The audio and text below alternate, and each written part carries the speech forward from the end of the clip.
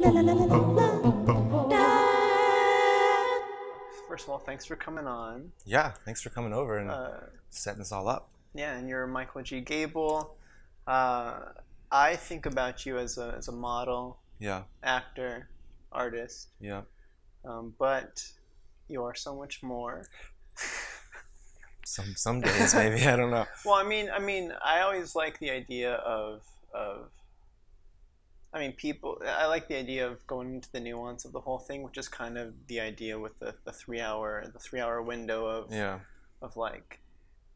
I've heard you talk about your experience as a theme park designer, hmm but it's always like a surface level kind of fighting back on the on, yeah. on the initial judgment of like, oh, that sounds awesome, and then you kind of combat that. But Well, it's funny because I just reread my resignation letter to the CEO of the theme park design company, yeah, and I like tore that company apart. I didn't remember how harsh I oh was. wow.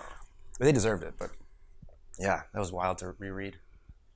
So let's, I guess for the people at home listening about you for the first time hmm here, I want to establish kind of where we come from and how we met, Yeah, and kind of get that out of the way. yeah. If what's your side of that? What does that look like?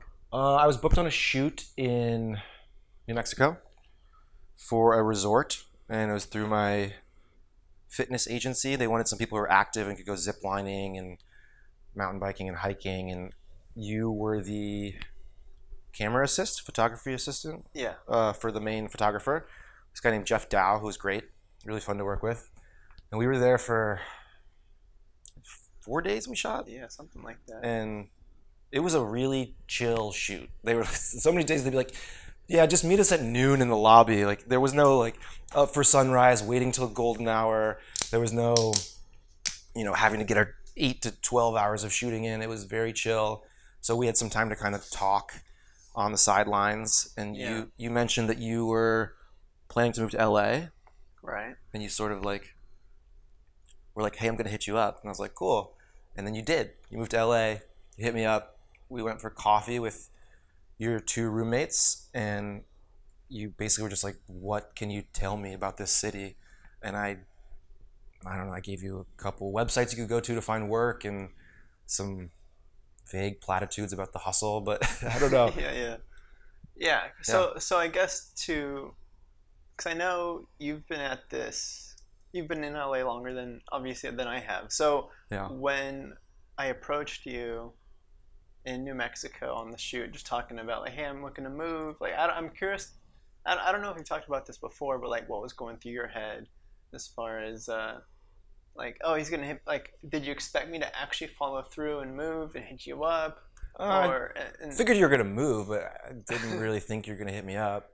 But then you did, and immediately I was struck by like your attitude of moving to the city and how you weren't just moving and like, I'm gonna live in LA and like maybe I'll make a movie one day. You were like, I'm moving to LA and I'm gonna make movies and I'm gonna figure out how to do that. I'm gonna connect with everyone I can. And I was very inspired in that first coffee meeting by your drive, because I've been in LA for 8.5 years, and I've met a lot of people who've moved out here to do something creative or something in the film world or to be an actor, and now they're real estate agents, or they sure, sure, live in Venice and just like party, and like they're the mayor of Venice, but they're not doing. They never yeah, wrote that pilot. They never got a staff writing job, um, and they just like go to brunch. And I don't think you go to brunch. I think you work, and I think that's. brunch is expensive. I, I have a whole thing about brunch that people. I think people act as if they've made it, especially in like my early 20s when I was 24, living in Venice and partying a little too much probably. People would go out to these expensive dinners, these expensive brunches, and act as if they were rich. It's like you can't afford that every weekend. You can't afford to spend every Saturday and Sunday day drinking and getting hammered at night and not working on your passion project, and then going to your day job that you have to pay your rent with, hungover, and then like powering through the week and then doing it over again. And I wanted to write this pilot called "Fuck Brunch," which was about the dichotomy of the people who act as if and the people who make it happen. Yeah.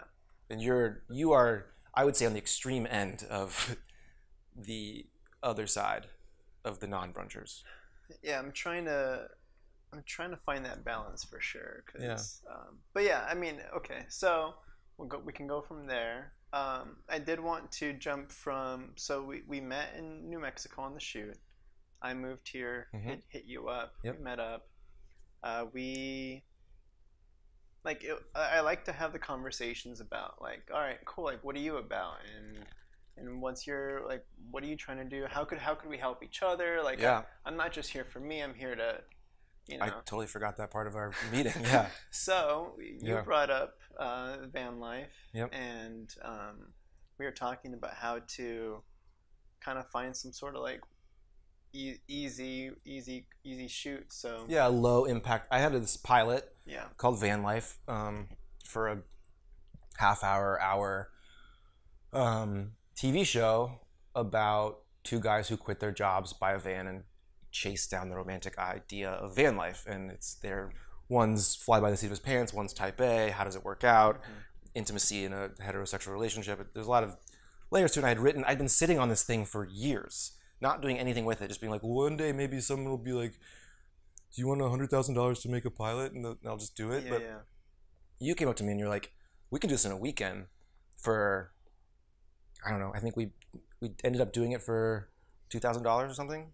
Yeah, all that was spent, from my understanding, is the van. We rented the van. We And- bought food for everyone. Yeah, yeah. Always got to feed your crew. No matter how cheap your shoot is, feed your crew. Feed your crew. And we bought some set dressing, maybe. I don't even think we did that, I think we did. or no, yeah, you invested in the ball pit, but And I paid for a sound editor. Yeah. Because we used a boom and it was not the best sound, and sound is really important. And I bought a ball pit for one of the iconic scenes. But yeah, like that, I was so blown away that you just do it. I don't know. You have this, Yeah. like, and it comes from that attitude of, how can I help you? Not just what can I get from you? How can you teach me how to thrive in this city? But how can I help you thrive in this city? And in doing so, build up my own brand or career. And it's just a beautiful way to go about things. yeah, I like to make sure that, I mean, because that's the thing, is people always talk about, like, they have trouble getting people to work with them or to help make their thing. And it's because they approach it from that mindset where Help like, me. I'll get hit up, and people will talk to me about their dream things and stuff, and never ask me anything about me. It's just Yeah. them, Selfish. and you can just tell. It's like, well, I can see why. But And then people get frustrated when no one will come to their zero budget indie short film shoot and help out and hold a boom mic. But you have to give what you want to get. So you showed up to LA, and I was like, okay, I'm gonna have this coffee meeting and tell them about like Actors Access or LA casting or whatever. But you gave me something. You gave me a way to produce this thing I had been circling for years, and then I was able to give you something by helping you with your feature film. yeah. So you gave, and then you got. Oh yeah, and then of course, I'm not thinking about I mean, it's the short term, long term thought process. Yeah. Where like, let's just do something now, see what happens. But yeah, I guess we could jump from that to talking. So moved here, coffee, made van life in a weekend or whatever we ended up doing. Scratch the shit out of that van.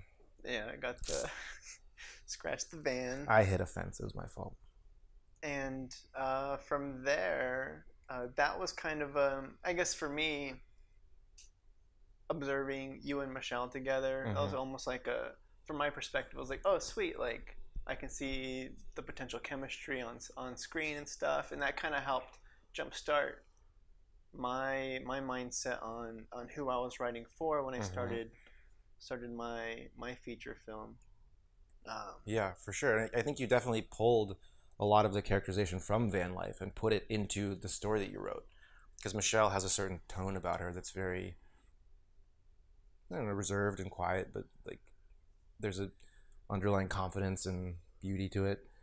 And yeah, I think you wrote really well towards that after having seen her on screen. I don't know. Yeah.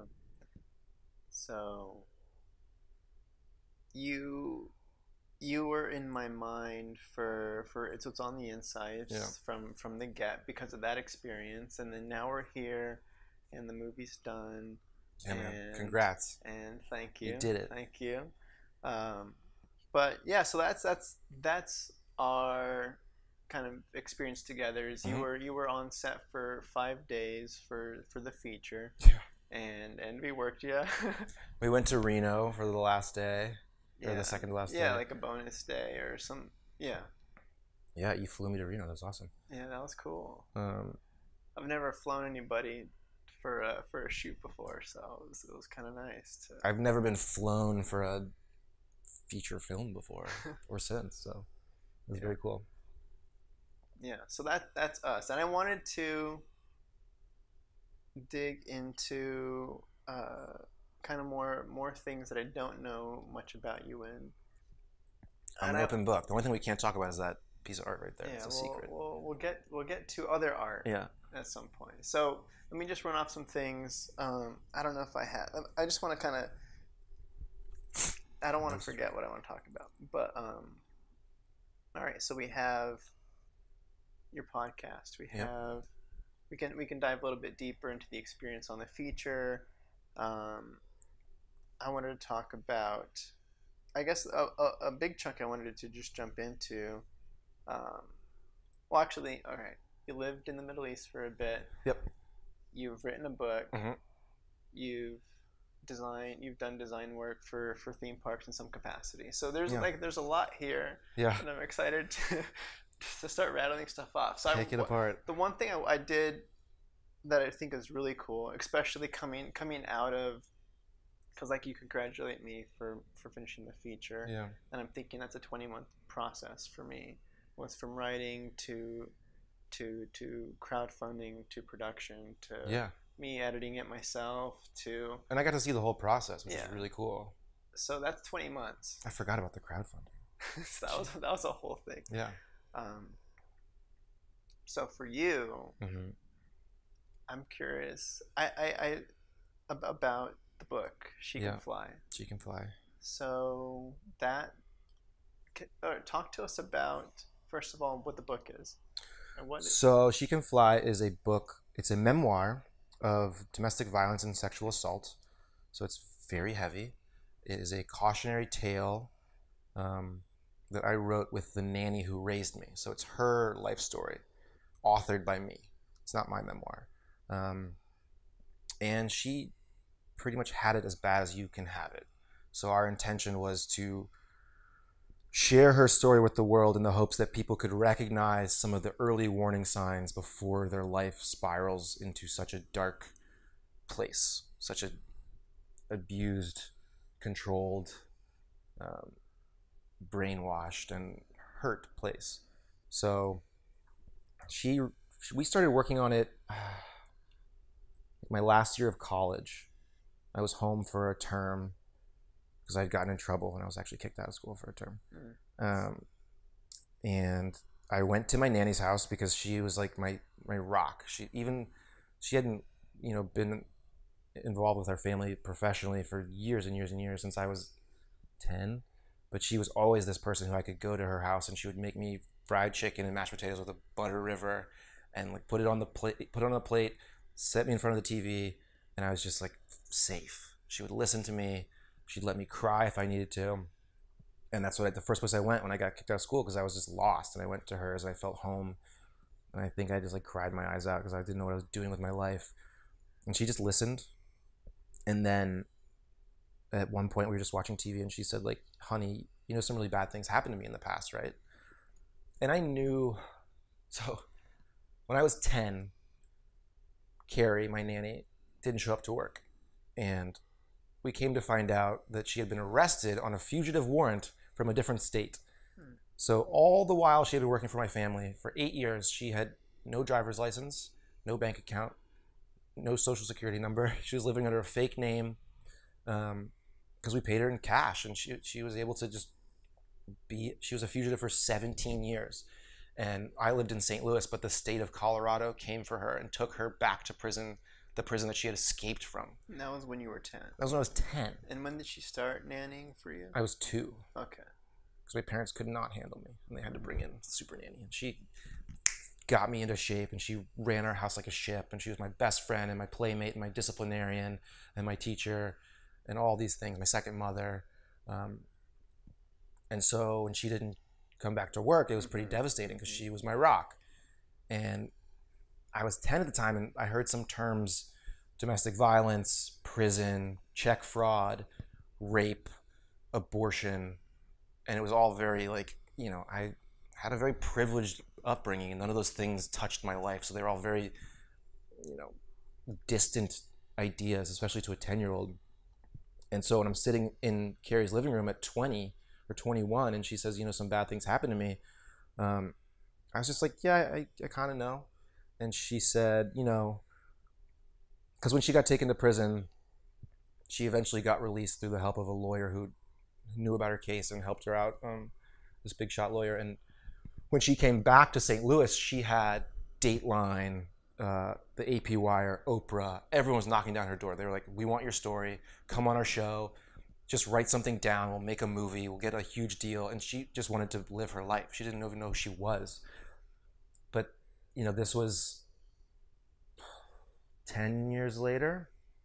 And she said that she was finally ready to tell her story. Mm-hmm. She thought it was the only way she could find some silver lining in it, and also help, the people she would see people at the grocery store who she could tell. She could have a sixth sense for women who were abused, the way they carried themselves, the way they wore their sunglasses, the way their makeup was done. And she just didn't understand why it was still happening 10 years later, when domestic violence is now a crime. Cops are trained in how to deal with domestic violence situations. They don't just take the abuser to the bar and let him get drunk and come back madder and say, oh, what'd you do to piss him off? Cops had resources, and there were shelters, but at the same time, domestic violence was worse than ever. So she realized that the best thing she could do is to share her story. And so I'm sitting in her living room, and she says, do you know anyone who's working on a thesis or a creative writer who could potentially help me with this? I can't do it alone. And I was just like, I think we got to do it. It just kind of hit me that I had to write it with her. Mm-hmm. And for the next month, I went to her house every day, and for 8 hours, she just talked. Mm-hmm. And she started at her birth, even before her birth. And over the course of that month, we got all the way to me sitting in that living room, and we had 100,000 words in a really shitty first draft. Yeah. And I spent the next 6 years learning how to write well enough to serve the story, and then massaging that story to a place where I felt like it was ready to fly. Yeah. Yeah. So, all right. So she got arrested when you were 10. Mm-hmm. And so she never came back after that, and you kind of had to grow up from then on without her. She came back, but she wasn't as big a part of my life. Okay. Yeah. All right. So all right. That process you said was 6 years of the writing of it. Now I'm curious to hear more about the post-release of once it was done. Mm-hmm. What happened from there? How did she respond to it? She's still around, I assume? Or? She passed away in 2016. Mm-hmm. And 2015. It's hard to remember the exact date, but 2015. When we were writing the book, it was really hard for her to relive all these memories, and she remembered everything with striking detail. I was blown away by how she remembered conversations, and the way the room smelled, and the way the guards changed in prison, and the whole. She remembered everything to a T.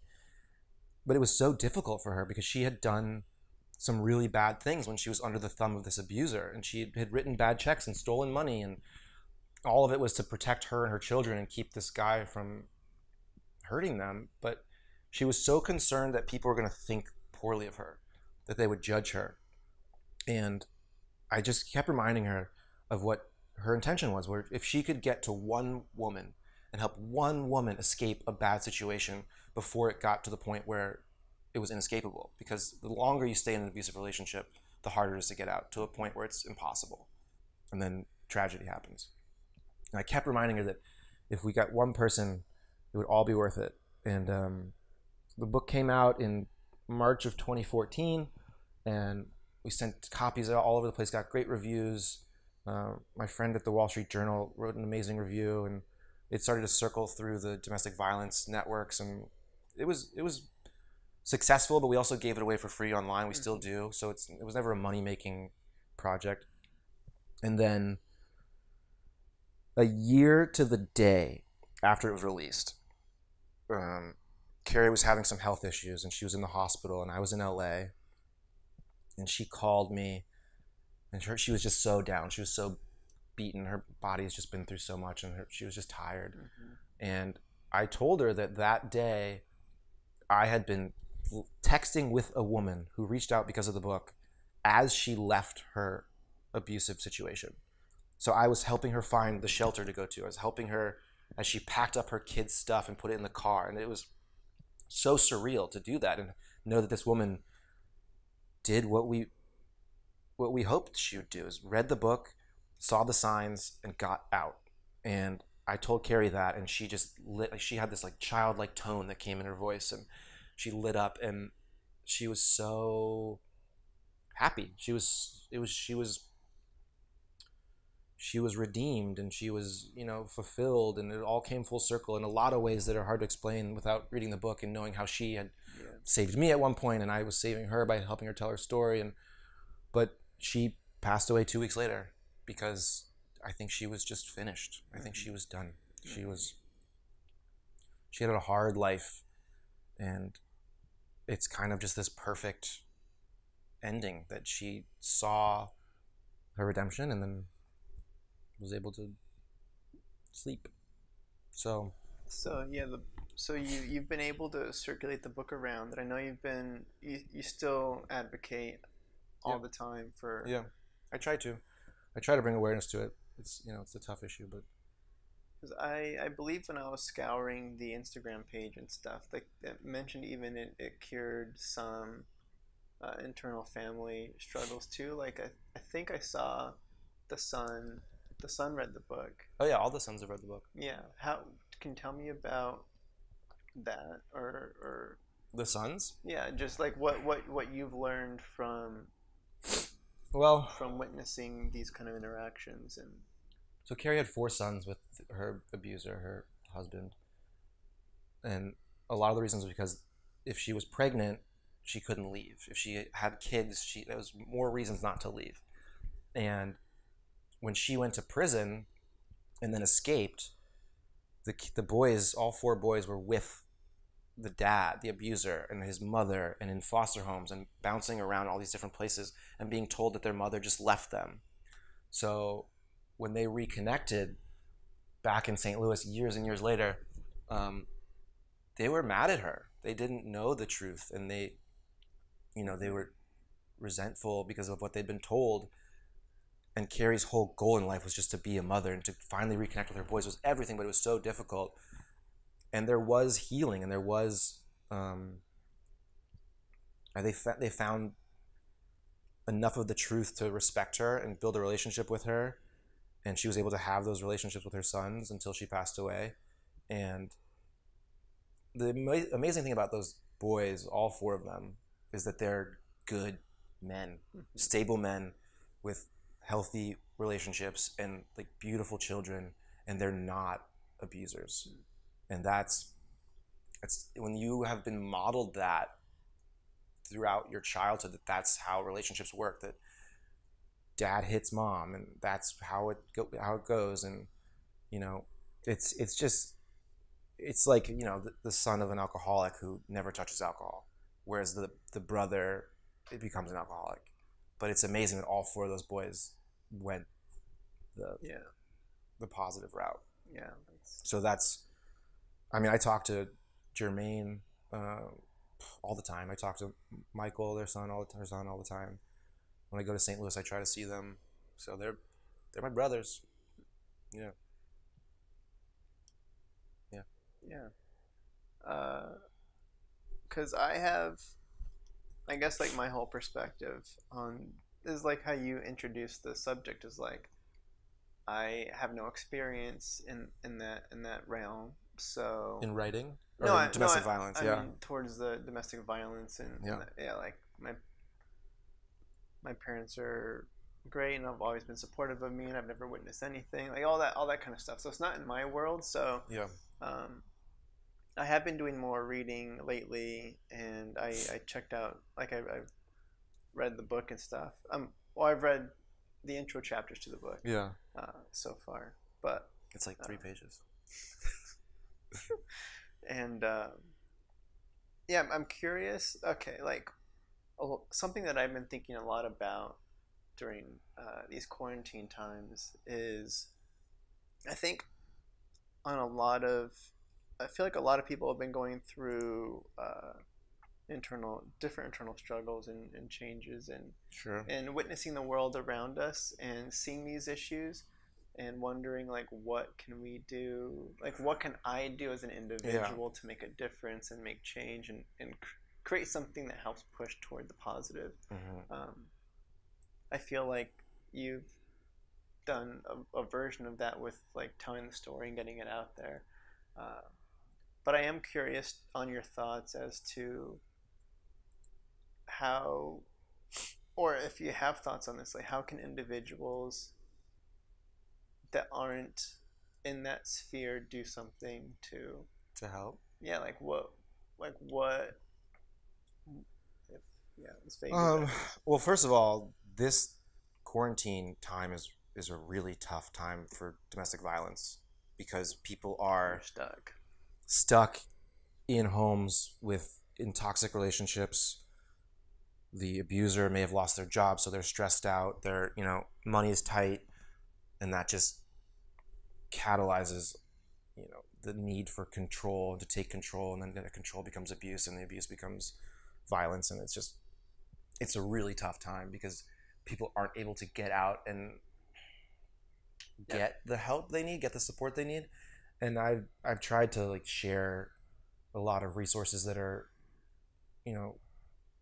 trying to provide the help that's usually there in terms of shelters and providing food and resources for women who are in tough situations, because when you got to go, but you need somewhere to go, and it's a tough position. So I mean, yeah, because I guess like I think about, you talk about Carrie, and this is kind of like the intro of the book too, is she has interaction with a woman in a parking lot, and she knows what's going on and she wants to help. Yep. But there's it's the same. It's the classic thing where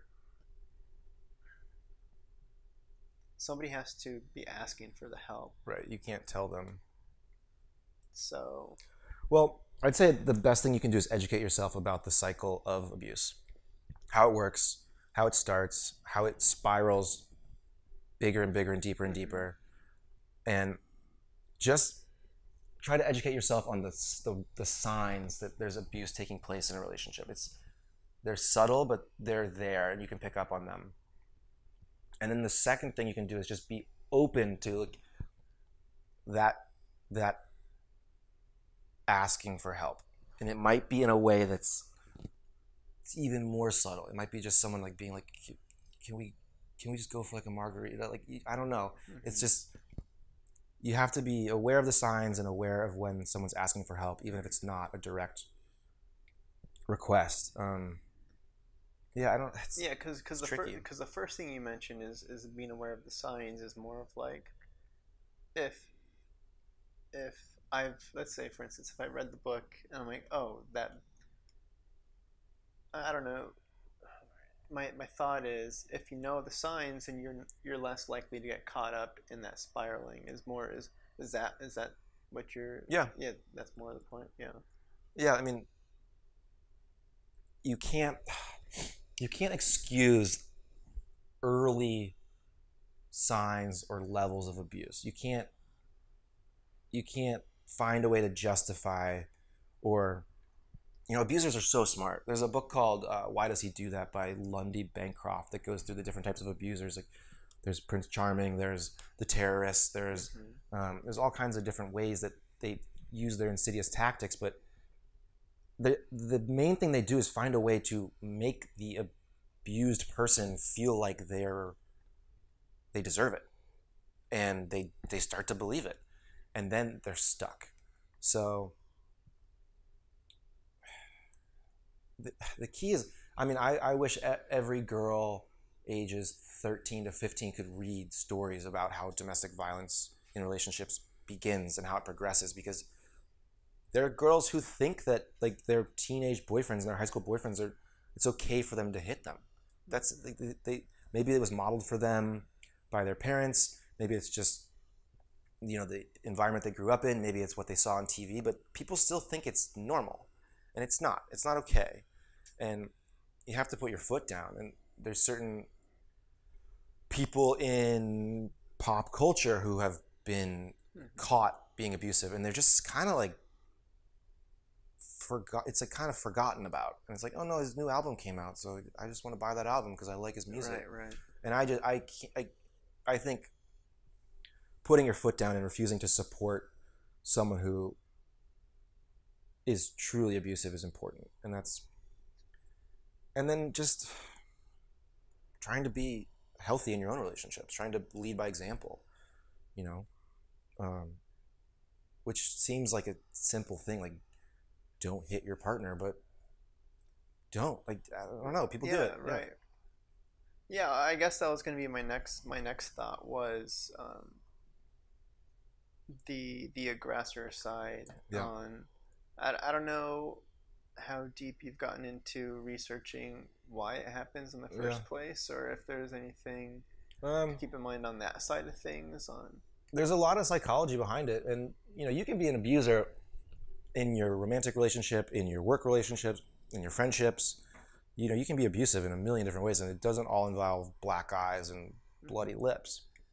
But what I've figured out that the psychology comes down to is entitlement and control. The abuser thinks they are entitled to a position of power over this other person, whoever it may be, whatever the relationship may be. They're subordinate. And because they're entitled to that position of power, they're going to take control. And that manifests in so many different ways. There's financial abuse, making sure that your spouse doesn't have a credit card, has no bank account in their name, so they can't get away. They have no money. There's social abuse, making sure that they're, kept socially distant, which we're all doing right now, and controlling the perceptions of people in your social group. Abusers are really good at making their partner's parents, friends, neighbors, coworkers think that they're the crazy one, that they're the one who's insane. It's just like they're crazy gaslighting. So yeah, it's just, and it all manifests in different ways, and it's that entitlement that leads to control, that leads to abuse, and you got to nip that entitlement in the bud. You can't think that you're, for any reason, have a justification for controlling and abusing some other person. It's just, I don't know. It seems so simple, but it's maybe part of human nature. Maybe part of our like animal lizard brain is to win. I don't know. Yeah, because the only thing, when I think about myself and early relationships and stuff, I always think about how it takes a long time to really be comfortable with yourself and be confident in yourself and figure out who you are and how to stand up like that. How to be in a relationship. Yeah, how to be in a relationship, even how to be an individual and stand up for who you are. Like that takes time. So it's a tough experiences. Yeah, I didn't have a real relationship until I was 24, because I never felt like I was self-actualized, or like I never felt like I was like ready, complete. You got to be a 1 before you can be a 2. I never felt like a 1. I never felt like, I don't know, I just wasn't ready to be vulnerable and open, and I don't know, it's just, it's a very mature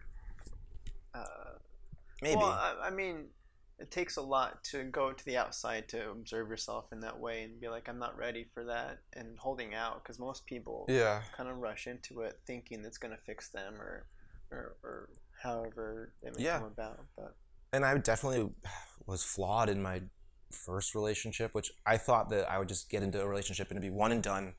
I'd get married and that'd be it. I had this romantic idea that I'd just find the one. But you realize that relationships take practice. You get better at them as they evolve. And yeah, if you marry your high school sweetheart and you guys have a healthy relationship from age 16 on, awesome.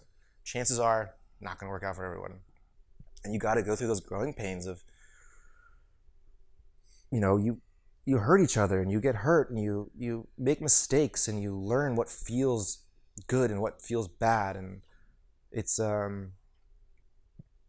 kind of sucks that you have to go through that, but you do. You have to learn how to be in a healthy relationship. You have to learn how to be selfless and truly caring and truly loving and giving and honest and communicative and emotionally available. There's a ton of things you have to learn to be in a good relationship. I'm still working on it. I'm not perfect. no, I mean that's life. Yeah. But could be doing better. I don't know. No, for sure. Yeah. That's the struggle of every aspect of life, is constant improving and all that stuff. Yeah, but you do need to be proud of how far you've come, and to some extent happy with where you are, because that's where you are. So, yeah, I think I've come a long way in my relationships. That's for sure. So now, all right. So the book came out in 2014. Mhm. We're in 2020. It's been 6 years. Yeah. I guess I'm curious to jump from the heavier topic stuff of Yeah. what's in of the messages of the book, and jump back into that writing process. You said you massaged for so long. Yeah. I'm curious as to how you decided to tell it in the way that you did, because I've read some of the reviews, and it grabs people quickly, and it's very well written, and there's time jumping around, so you start in later years and jump back. So I'm curious if you have any insight onto how you told the story. No, it took a long time to figure out the best way to tell the story, and a couple of our intentions were, one, we needed to tell the story in a way that was compelling and almost urgent. That our goal was to have people read it in one sitting. We wanted to write it, 100,000 words is 400 pages, so we whittled that down to 217 pages, because we wanted people to have the chance to get through it in one sitting, because there was a fear that if you put a book that's that heavy down, you're not going to want to go back to it. So that's why the first couple chapters are short, and then just keep going, and then she's got so much in her life that it just keeps coming, and you sort of don't have a chance to stop. There's no respite until the happy ending. So that was one goal, and then another goal was writing in a way that was not simple but accessible. We wanted a 13-year-old girl to be able to read it and process it and digest it, and that was important to us. So I read the Hunger Games, and I read a bunch of young adult stuff just to figure out the level of the writing. And what are you working from the whole time? Did you? I'm assuming. Did you record the conversations, or how did you? What did that process? In that first month when we were just getting the story down, I would go to her house. She would talk.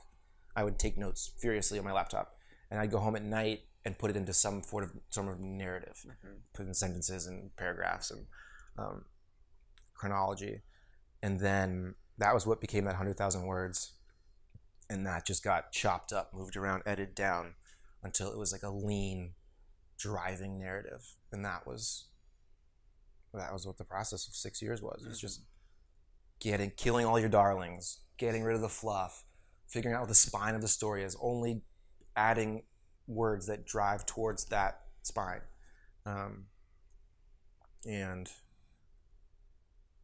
then the other part of it was I had to be a channel for Carrie's voice. I couldn't, I have my own style of writing when I write little essays and whatnot, but it wasn't my tone. It was really important to capture the way she spoke and the way her words came out and were authentic. Especially, I had to write about getting raped, having an abortion, having babies, being beaten mercilessly by a spouse. And those are all things that I had never, and in some cases could never experience. So I had just had to it was this very vulnerable practice of just almost blacking out and just letting her words come through my fingers somehow. And I think it worked. I don't know. Yeah. I mean, there's parts where I had to write about myself as a third person. I had to write about her perception of me as a little boy. And those were really tough because there was some pain behind that little boy. And that was another situation where I just kind of had to black out and trust. Yeah, because that's... because you wrote it in first person, so it was her perspective the entire time. It's Carrie's perspective, yeah. That's very interesting. Like I said, making the feature, it was on the inside, was a 20-month process for me. Yeah. This, for you, it's ongoing in ways. Yeah.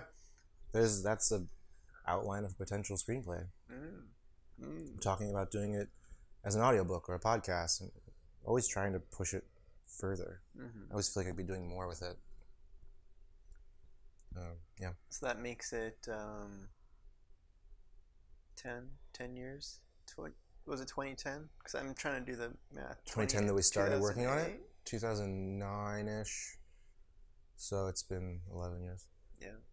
And it's difficult because if you read the book and you see there's a part towards the end where Carrie saves me in a way, and that is reflected in the way I was able to help her tell her story.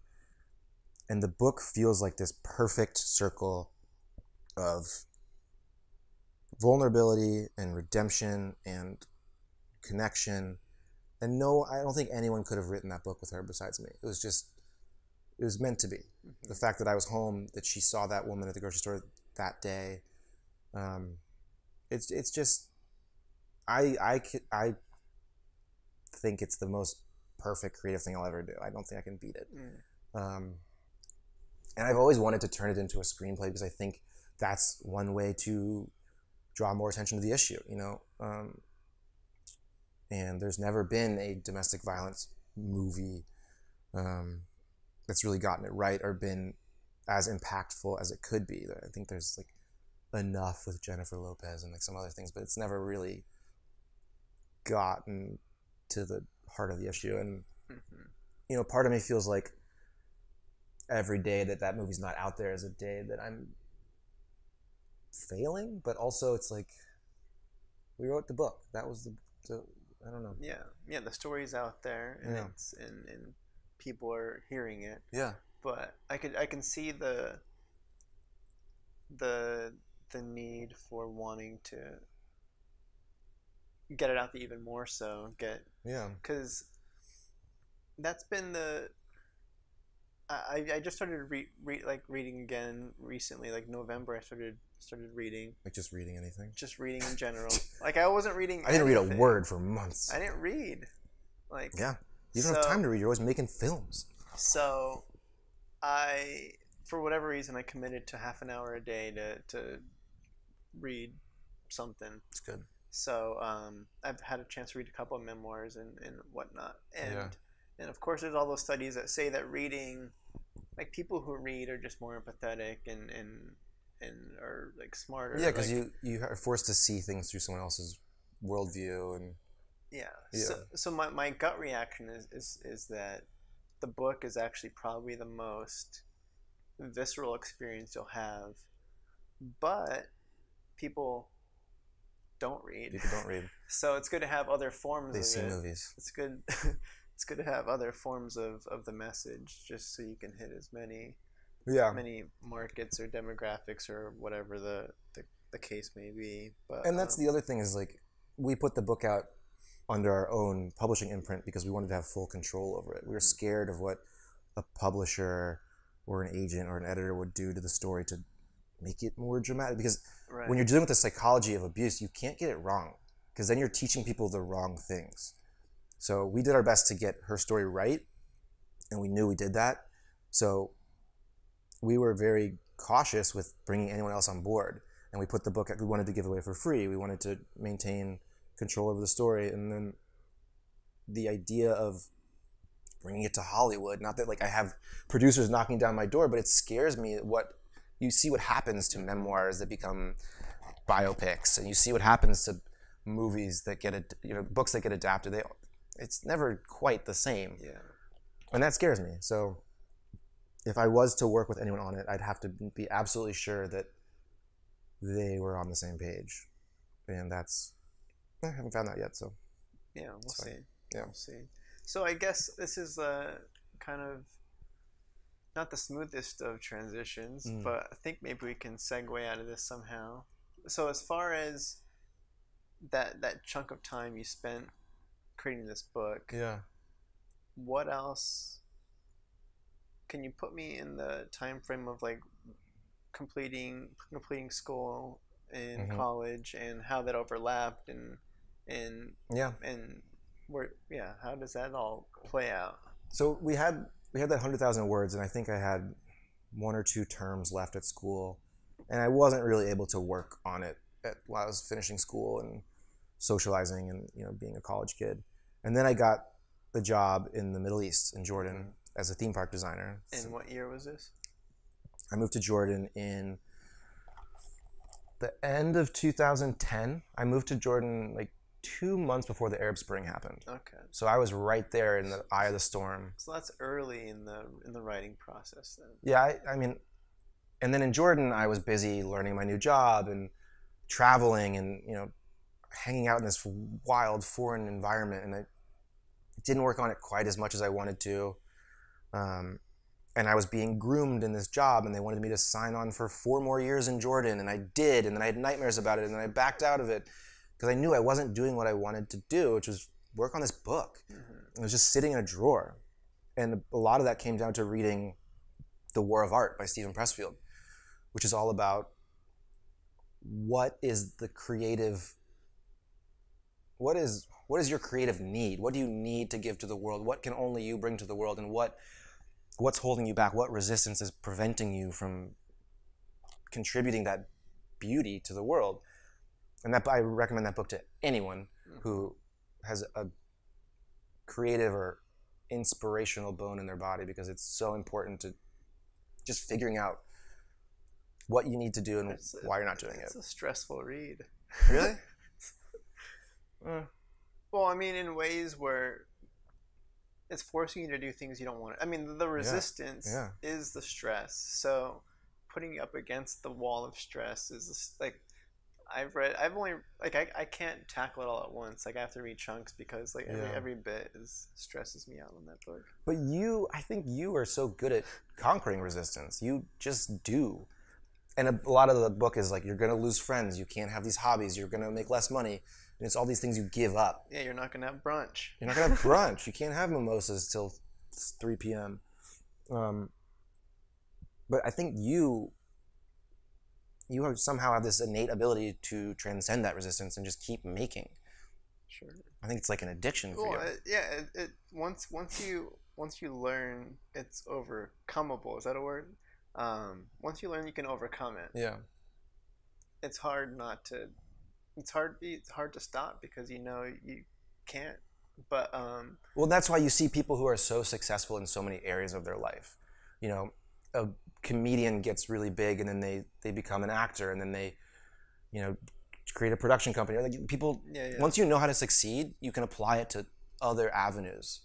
But it's figuring out that formula for success. Still working on it. Yeah.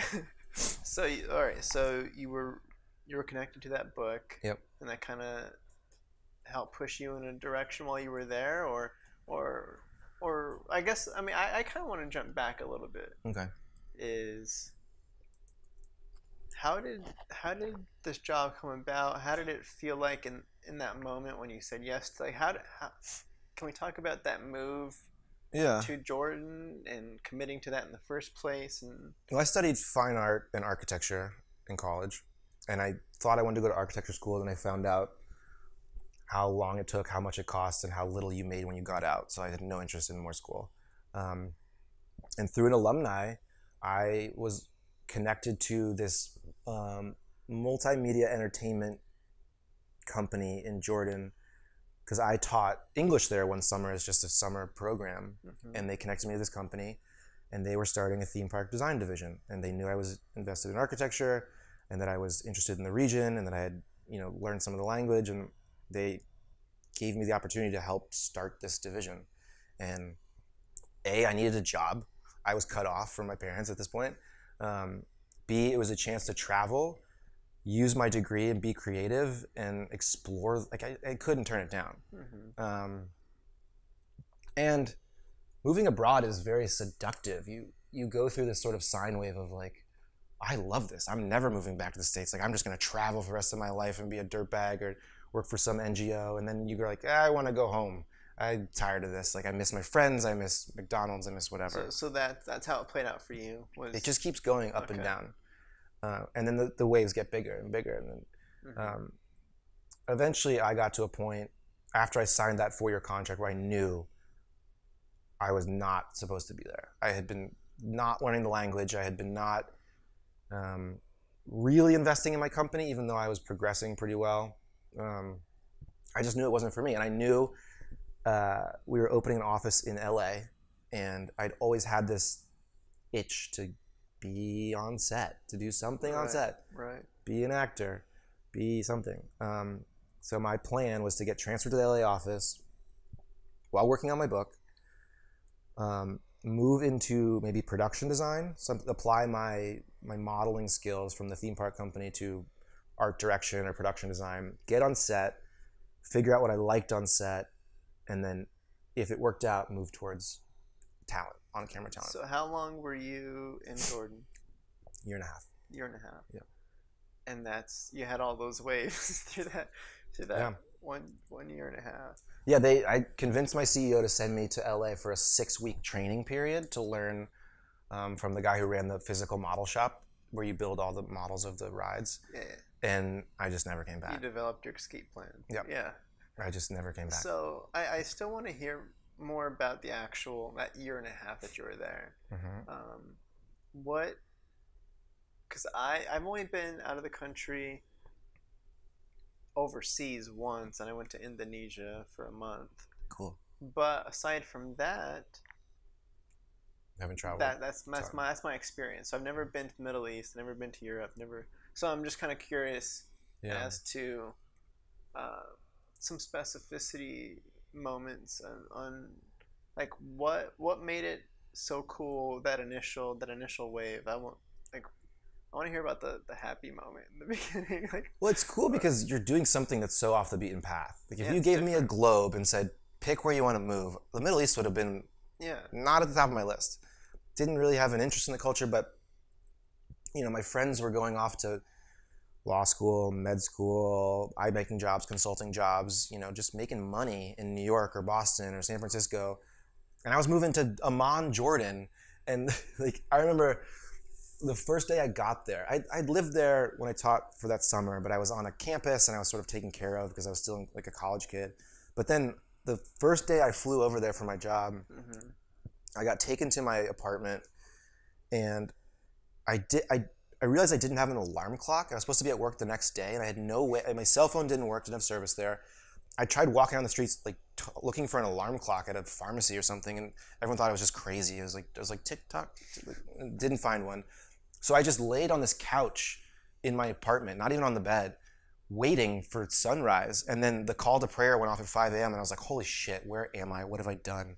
But at the same time, that's exhilarating because you're doing something that's like scary and different, and you kind of just have to put up or shut up.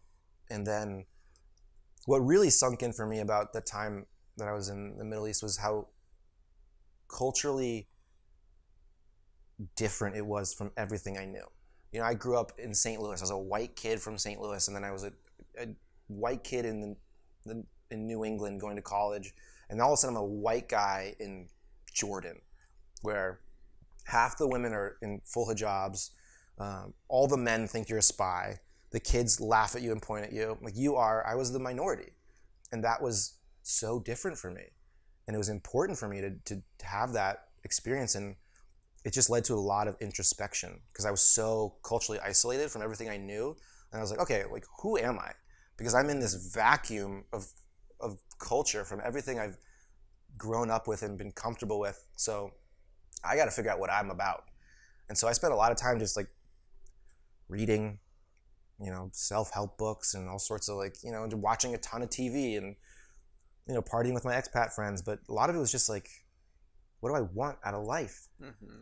And it came down to I wanted to finish my book and I wanted to move to LA and see what happens. Yeah. So it sounds like because like you said, you didn't really pick up the language. Nope.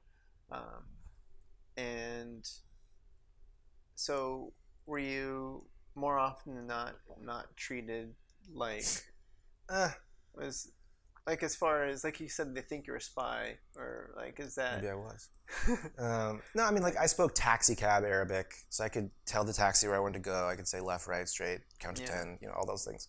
But are people friendly with you? But yeah, they'll like, speak English, or at least try. They love America. We have such a big like military and spy presence there that they support. The king is well connected to the U.S. and yeah, I never felt uncomfortable. Even during the Arab Spring, there was nothing in Jordan that made me feel unsafe. Okay. No violent protests or anything. Yeah. But it was cool, you know, sitting at my desk and this guy next to me who's from Egypt is watching the Tahrir Square protests live streaming on his computer, and his brother's there, and I'm reading Al Jazeera and getting a very different perspective on the whole situation than what people in the States were getting, which I never would have appreciated if I had been back in the States watching that all unfold. It was just cool to get a totally different perspective. Yeah, because I guess like when I was in Indonesia, let's say, some things that I took away that was interesting is taking for granted in America the diversity that we have around us. Is so on so many levels too. Exactly. So when I was in Indonesia, looking around, I'm like, oh my gosh, everybody's of the same ethnicity here. Like, I almost kind of forgot that that's how like. And the landscape's the same. It's tropical. Yeah. The States have everything.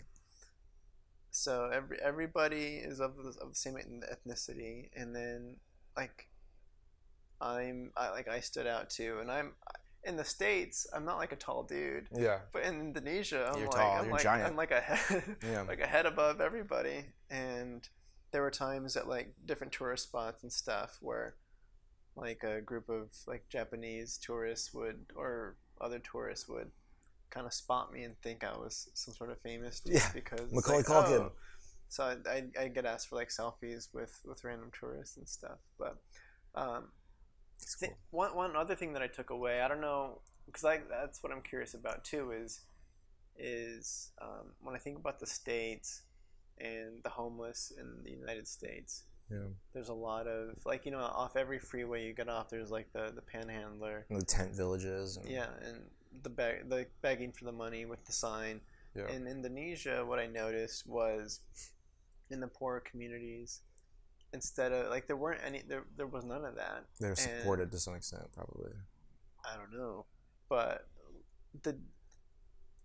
instead of just sitting at an intersection asking for money, they help direct traffic. Yeah.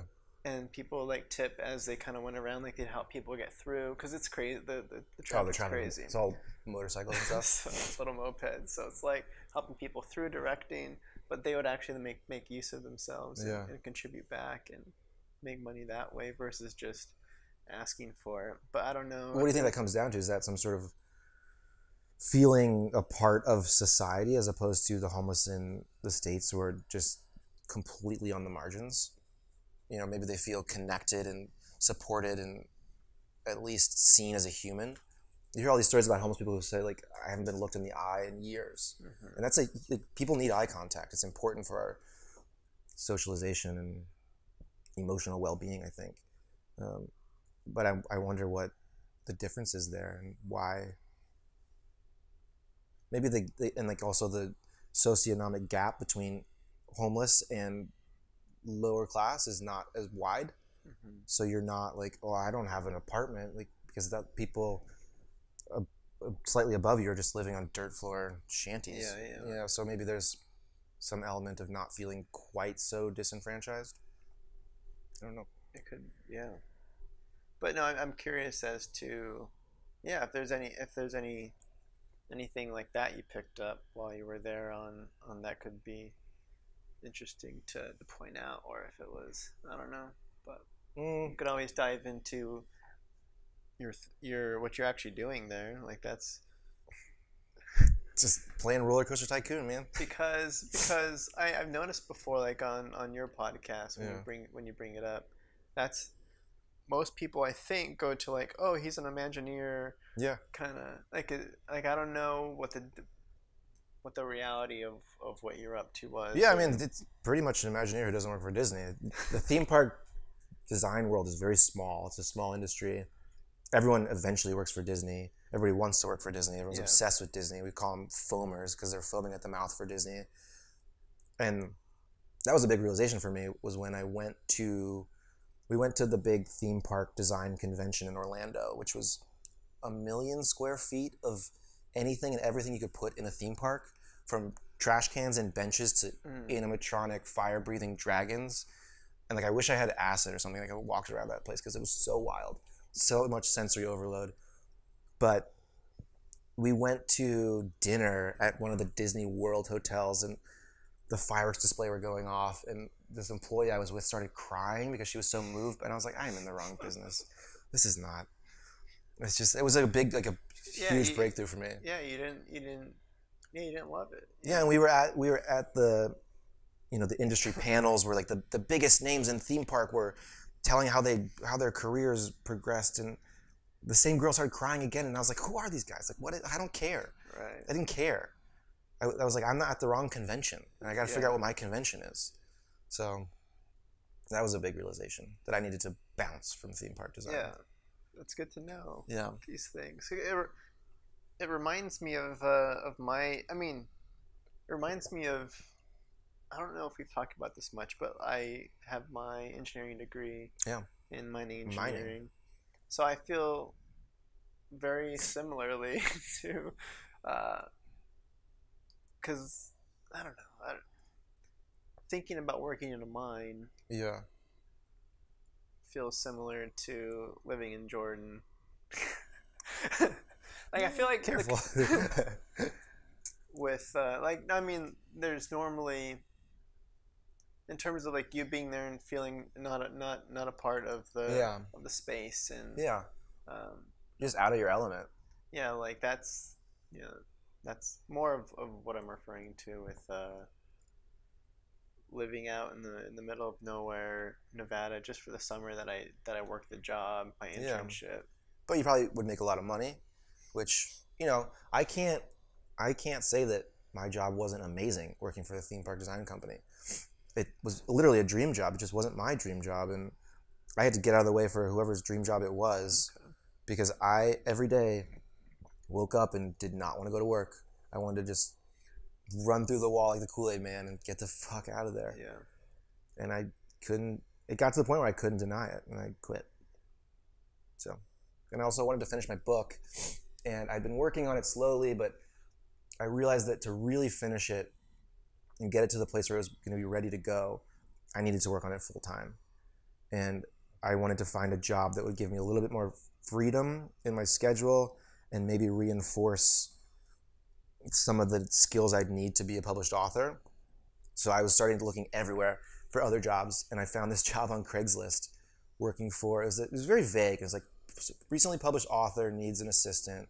Like, reach out with your resume and I'll tell you more. And I was like, oh, cool. I was applying to all sorts of jobs like that. And I sent my resume in, and this woman agreed to meet with me. And it turns out she was a dog psychic who had just published a book called The Secret Language of Dogs. And she was the dog psychic to the stars. And she had just published this book and it was doing well, and she was getting all these like TV deals, and she needed to run her social media and build her website. So I just like took a job with her. I quit my theme park design job and started working for a dog psychic. And that was when you already made the move here, and you were kind of trying to figure out how to. This was after a year in transition LA. out of And it was great. I met with her like once a week, and then I was left to my own devices otherwise. And I built her website and ran her social media and produced little videos for her, and wrote treatments and essays and all sorts of stuff. And it was cool. It was a cool way to learn how to build a brand and see how her book was doing. And what did you learn about the actual act of dog psychicness? It works, man. I got to sit in on a lot of sessions, and every time I'd go in thinking, oh my God, this is going to be so embarrassing when it doesn't work. These people are paying so much money. Like, I wish I could crawl out of my skin. I don't want to be here. And at the end of every session, the client is just sobbing about their relationship with their mother and how it projects onto their dog and how they've figured out the answer to their dog's misbehavior. And I was blown away every time. It could be chakras, it could be spirit guides, it could just be like deep psychology. But Jocelyn, the dog psychic, basically used the session as a way to get the client on the couch and figure out what they were being, where they lacked discipline in themselves that was extending to their dog. Because your dog is just a reflection of you. Like my dog, you just project. Lazy good girl, because I. All right, we're talking about dog psychics. So I was curious about. All right, so more of the.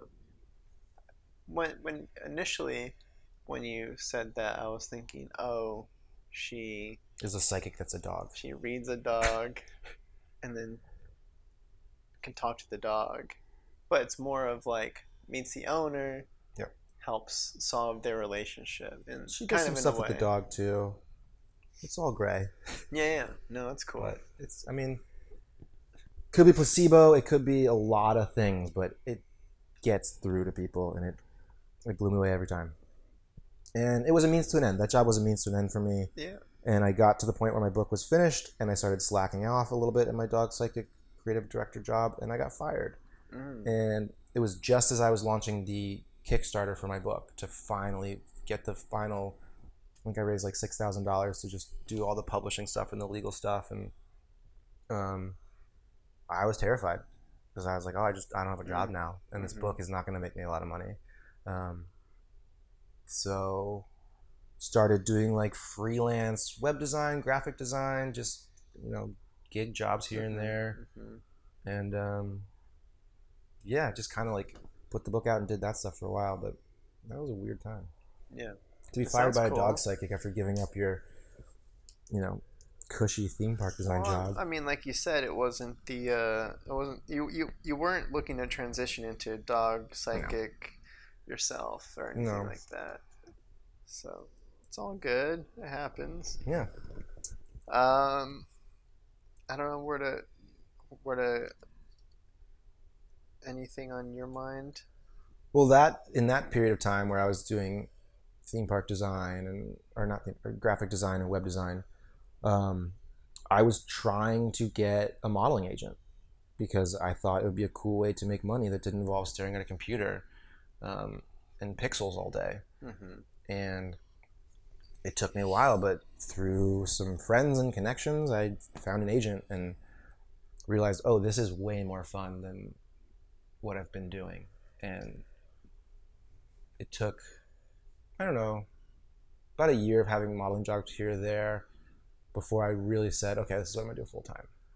And it was a job that I had in Mount Shasta, which I've talked about with Zach Staben and Steph Cordial on my podcast, but I just realized how fun it could be. I went to Mount Shasta and went trail running for 2 days, and it was something I would have paid to do, and they paid me. And I was like, okay, gotta do this now.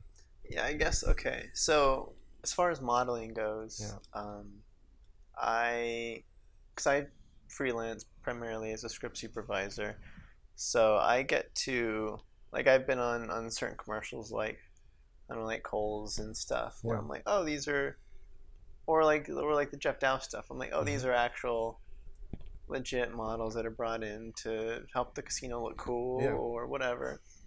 And sometimes there's experiences where it just doesn't look fun to me. Like I feel bad for the model a lot of times. Yeah.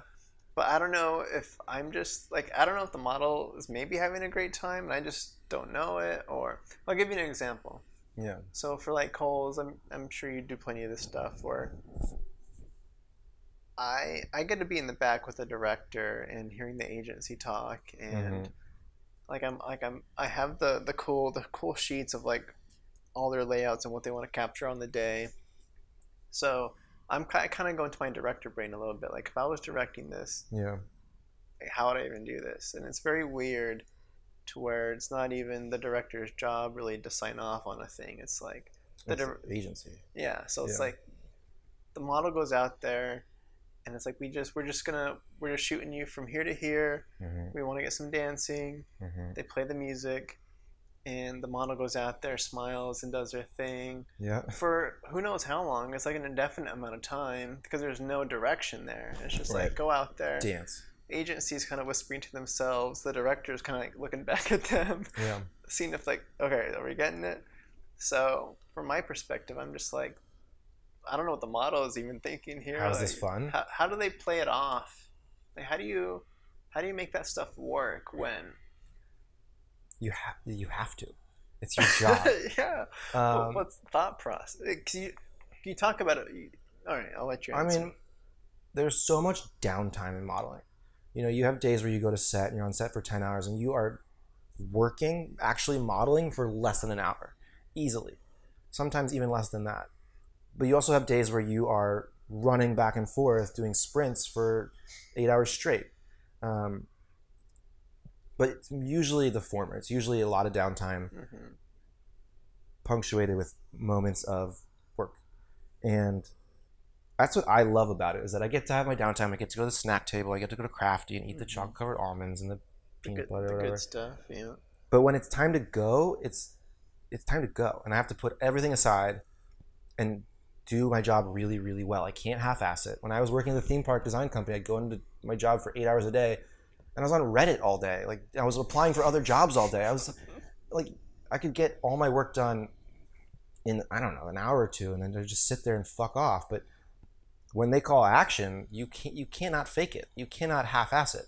And I like that pressure because you kind of have to get into a flow state where you're so focused that you can, I don't know, you can power through any sort of discomfort. When we did the shoot in New Mexico, we had a hiking scene where we were up on this hilltop, this ridge, and it was fucking freezing.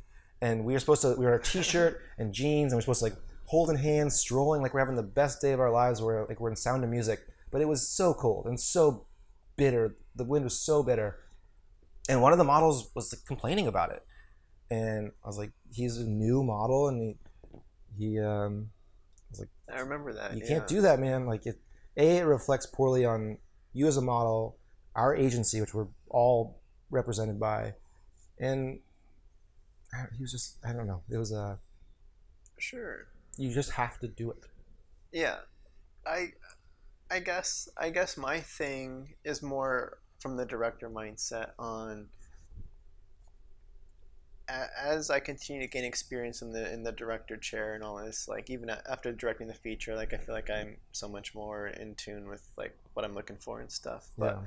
I have a hard time witnessing actors jumping into situations where they're not being told what is needed. Wow, that's modeling.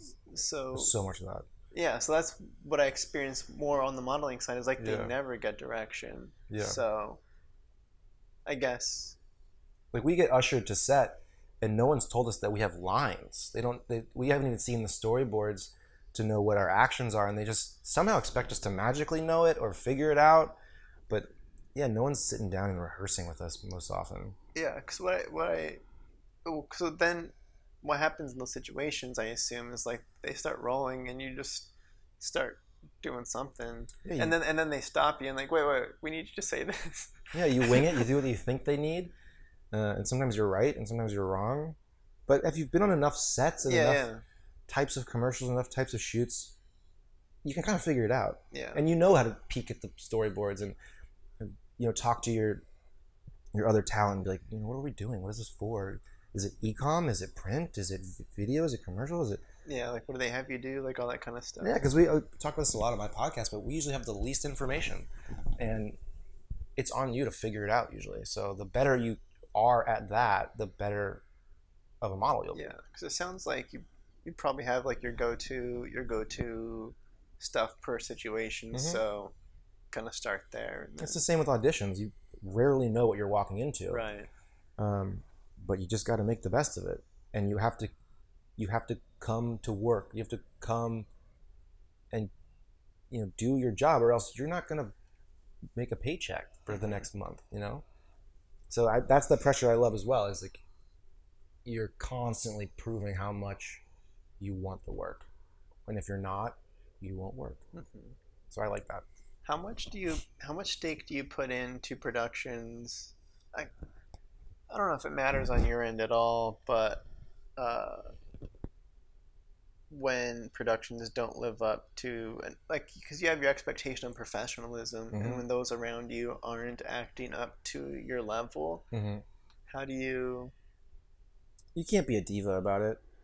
If they forgot breakfast or they don't have water available, like there's certain things where, yeah, you should say something, or at least talk to your agency afterwards, or there's certain human rights and just it's like OSHA standards, but other than that, like shoots are disorganized and shoots are rushed, and you're often not considered. And if you're not okay with that and you think you deserve to be pampered all the time, I hope you're a supermodel, because you're not gonna be. So I don't know, you just deal with it. Yeah, that sounds right. Right. Yeah. I don't know. Just grin and bear it. Be thankful for the work. If you're on set, that's a good day. So now modeling is your life. Yeah, it pays the bills. Pays the bills. Yeah. Most of them. Okay. Let's jump into. Let's see what I got here. All right, I want to talk. This is kind of like a general kind of topic here, but all right, let's talk about quarantine and the world. Yeah. And I've noticed a lot of people. We talked about this a little bit before, but are kind of looking inwards, because we're given this time to think more than ever before. There's not a lot of external stimuli. Yeah, so a lot of people are reassessing who they are and where they want to go, and transitioning into new fields, and that kind of stuff. Like I guess one thing that I was working through, which I'd never had to work through before, and it's just happening now, is I was writing a feature script, and I've never like you said, like I feel like I'm pretty good about just making stuff regardless of what other people think. It's like, okay, I have my goals, I know I'm making it, I'm gonna learn from it, and then I'll reassess and make something else better. Like whatever, I'll keep growing and I'll keep learning. But on this latest story that I've been writing, all right, I don't know how to. I'm trying to lead into it in a creative way, but all right. Band-Aid right off. Let's see. Where do I go? I felt like it's interesting when you have to take the world around you and think about how you're being perceived, and that dictating some of your creative decisions. So how you're being perceived. Yeah. So there's two versions of yourself, right? Like I think about, there's a version that I believe I am, and this is how I act, and this is how I feel, and this is my intent. And then there's a different part. There's a different you that is the perceived version. So when you say a thing, somebody thinks something of you, Yeah. and they don't know what's going on in your head or how you're saying it. Right. So, and on the writing perspective, one thing that I was doing is me and my writing partner Jamie were writing a story about an ethnicity that wasn't us, Mm-hmm. and and so therefore you have to kind of dig into that family and the culture. Yeah. And we're trying to get the story, like have some early producers kind of look at it and see like, hey, is this, we want to make sure we're doing this right, and because we want to be respectful to the culture and that time period, and does this make sense and that kind of thing. And a lot of initial backlash we were getting was, wait, you guys, like, who, You can't do this. it's like, who, which, this isn't your story to tell. Yeah. So Yeah. so it's a touchy subject. Tricky waters. It's a touchy subject. Now I think we kind of figured out we kind of worked our way out of that, Mm-hmm. in an interesting way, where we kind of had to change the ethnicity of the family to kind of have it made more historical sense to the time period, which was good, and then we leaned into more of what we have experienced directly in. Mm-hmm. But I've never had that issue before where it's like, wait, you're telling a story about an agoraphobic life coach who's a woman, and Yeah. where like nobody told me like, oh, you shouldn't be telling the story, or you're not a woman, so why is, or like whatever. Right. So I had to think about, if like I don't put a lot of stake into my ethnicity. Like I don't think much of it or what other people think of me. People normally don't know what I am when they You're look. tan. It's like, hey, like who, Yeah. like what are you? And Yeah. I'm like, why does it matter? But I had to kind of do a lot of thinking in that moment with like, wow, multiple people have hit me back up with like, this isn't a story you should be telling. Yeah. And that was interesting to me, and that kind of helped. And it kind of, I don't know if it helped, but it was weird having to look at myself from a different perspective and think about Well, like that comment in general and stuff. I mean, appropriation is a hot topic right now, of course. Huge. But I think fiction and most writing that's not autobiographical is telling someone else's story, whether it's someone very similar to you or someone very different from you. It's a way to see, like you were talking about, people who read are more empathetic because you have to be able to see through someone else's eyes. Mm-hmm. And there's a way to do that that is careful and deliberate and almost like precious about that, like the opportunity to tell someone else's story. But it just gets into politics of like, representation, and I don't know. It's Yeah. Well, because I mean, we talked about you, how you basically you were telling a story of like you never experienced childbirth, and yeah. like you had to go into a place and channel someone who you are not to tell a story, and Yeah. and you came from a position where you were I mean, I had direct access to her too, which Right. changes it a little bit, but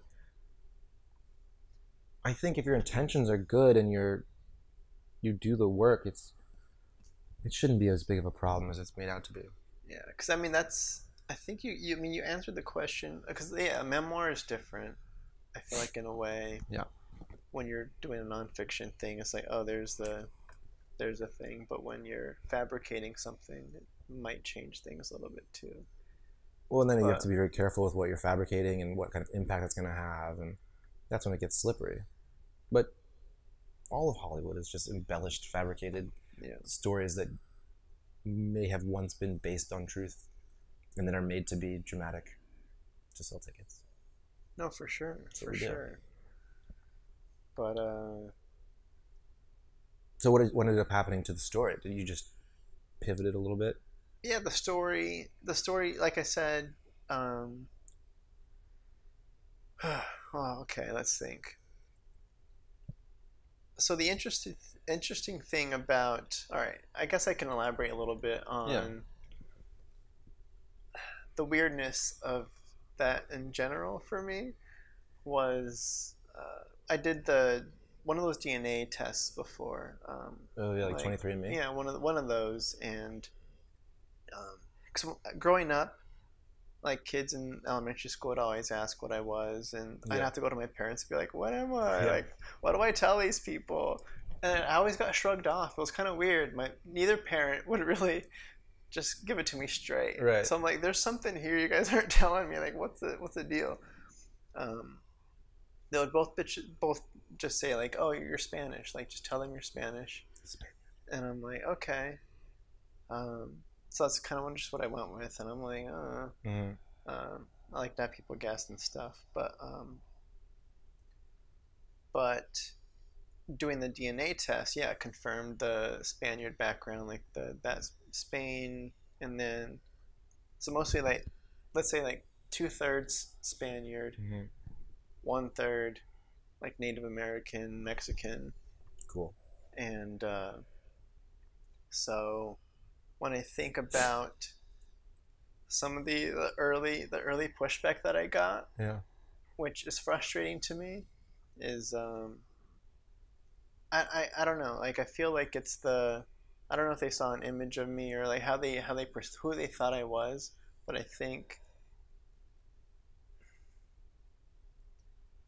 okay when a when you try to get a story told, and in this particular climate right now, everybody's against the white man. Right. It's like we don't want white men telling our black stories. We don't want white men telling these stories. Like they've been telling them for history. Let's get somebody else's perspective. Right. Um, so for this, I was kind of digging into like, oh, uh, so like I have a Native American background. I didn't grow up with a Native American background. I Culture. didn't Yeah. have any culture. I didn't grow up on a reservation. Like any of that. Like I Yeah. don't have any of that with me. But one of the critiques I got back was like, why don't you switch the ethnicity to Native American and be kind of cool seeing from that perspective? Yeah. And I'm like, well, it's no different for me. Like I don't have culture in that other culture, and I don't have culture in this other culture. But all people care is that you're part Native American. Yeah, It's so not it's that like it's your cultural identity. right, but that's the weird thing It's to the me. bloodline. Right, Yeah. but No, I get it. I mean, it's all very PC right now. It's all a little frustrating, but you have to kind of dance between these rules that people are making up as they go. But I get it. yeah. So what we ended up doing, which I think is actually cool, is because it's a 1970s period piece. Yeah. And we ended up changing the lead family. The lead guy is a mix between Korean and American. Like, so Jamie, my co-writer, has a Korean mother and white father. Oh, perfect. So we just kind of took her parents.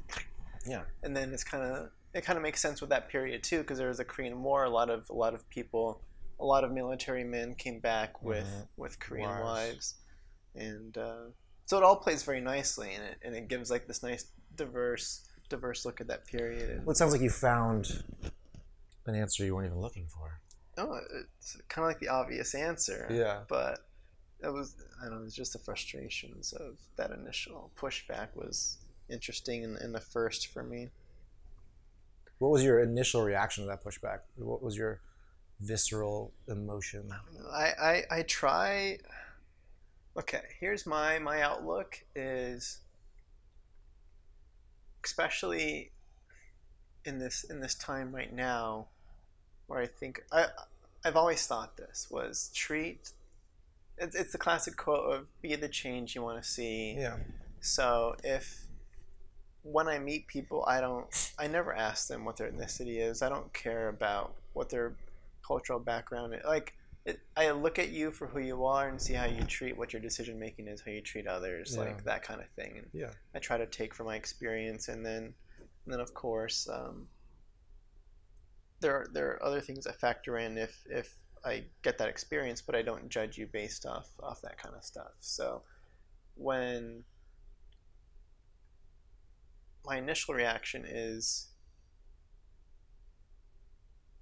like I try to veer off of. I don't want to come across as like entitled or something. It's like I deserve to tell this story, but my gut reaction was, but like you didn't ask me like what research I did, what books I've done, Right. who I've interviewed. It's all very thin sliced. It's like yeah, I'm doing it. I'm talking to you right now because I want to make sure this is done right, and I'm hoping for help to make sure this is handled properly. Like I'm actively seeking help in that span, but I'm being shot down during that process versus being assisted. So I was just really confused as to like why am I getting this response? I'm trying so hard to do it right. That's just the temperature of the room right now. It's you shouldn't tell other people's stories apparently.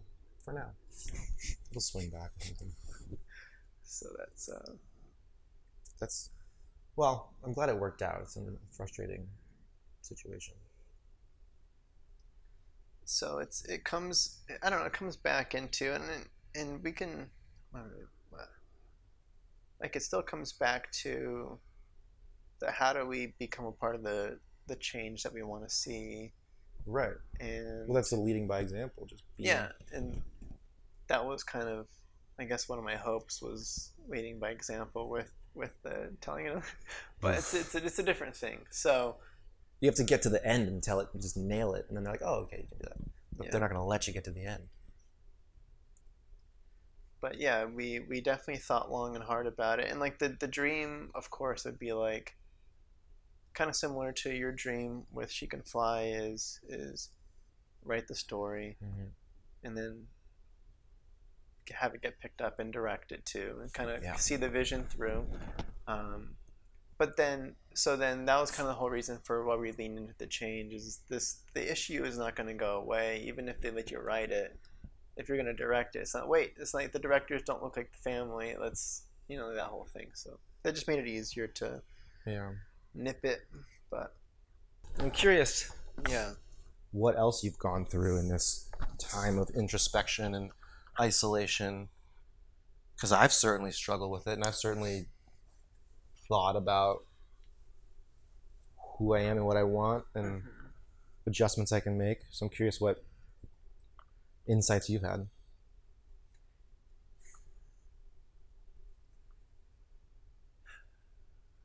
I feel like I've definitely had a nice opportunity to develop a strong routine to keep my sanity, and It's important. And I feel like that's helped give me building blocks to making sure I'm staying on track with who I am and whatnot. So I guess I could jump into a little bit of my daily routine. I have tell me, because I'm bad at mine. I have my calendar. You've seen my calendar. 3 months. My 3-month calendar. We're in September now, which means I get to erase August and put up November. It's gonna go up there. It's gonna be scary. Holidays, man. And then at the bottom, there's like room for some list items on like to-dos and stuff. And I have my daily 5 action item list that I make sure I do every day. What are those? It's pretty much my morning routine. One of them I've been slacking on because I added it recently. Yeah. So like I said, in November, I picked up reading every day. So I made sure to continue that. It's like 30 minutes. Read at least 30 minutes.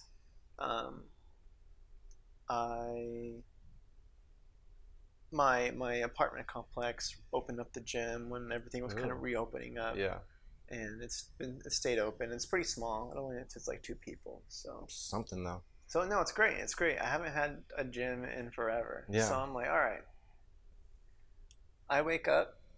I have my morning tea. I've picked up tea during quarantine. Nice, pleasant. Because I was always a hot chocolate guy. Okay. Because I don't do coffee. So when I go to a coffee shop, it's like, hot chocolate, please. Yeah. Some mocha. So I was trying to cut down on the sugar. So I switched to tea. Yeah. I've been experimenting with teas for the first time.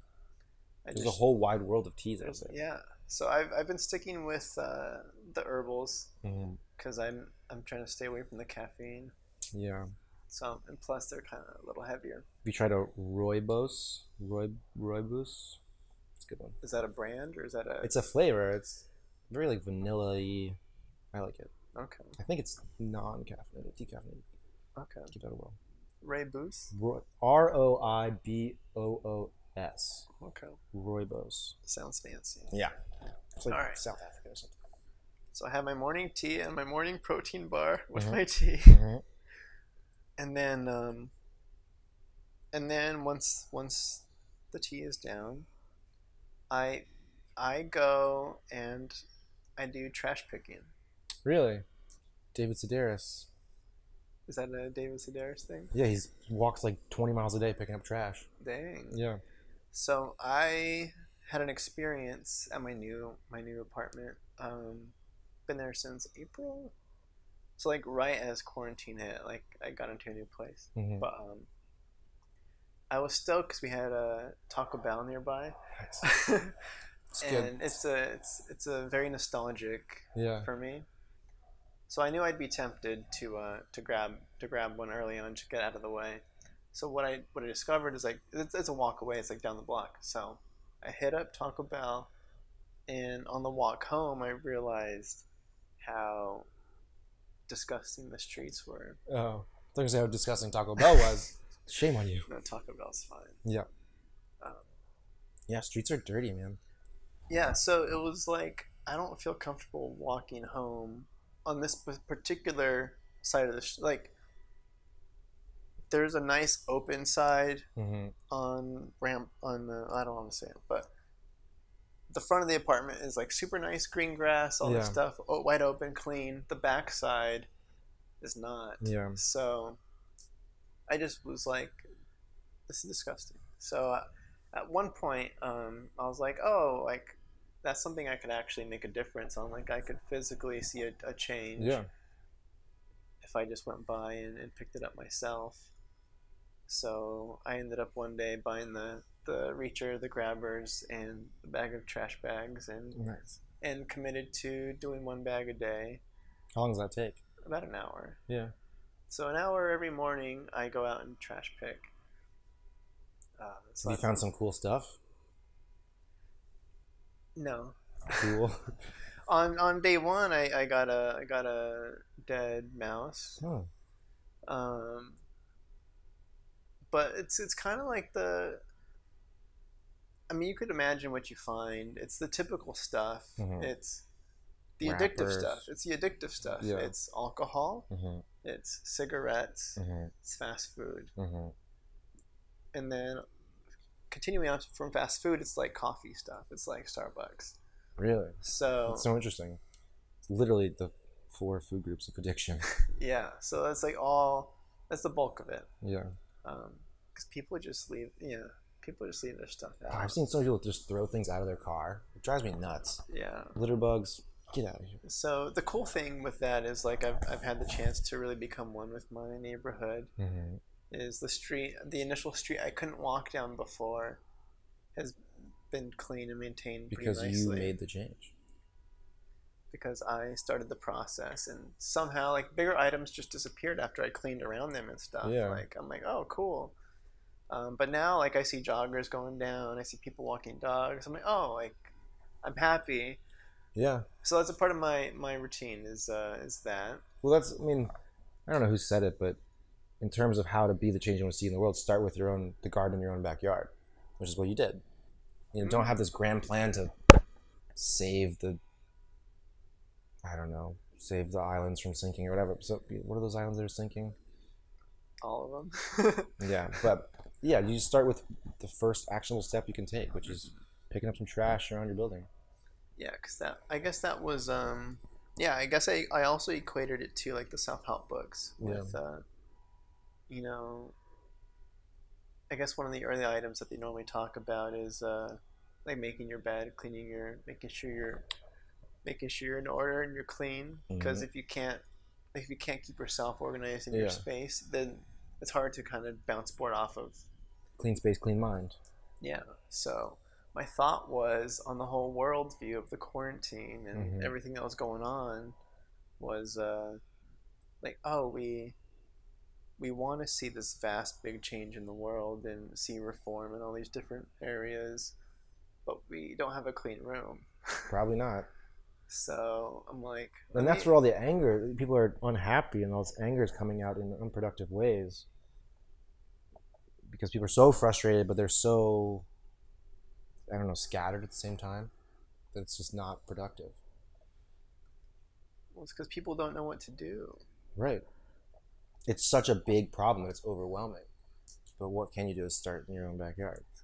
Do what you can. Yeah, I mean that's always what I'm about. It's like, what do I have the power to do myself, rather than getting stuck on things I can't control. Right. So that's we can dig more into that. But after trash picking, Yeah. I come home and put my trash picker down and change and head down to the gym, get a little session, and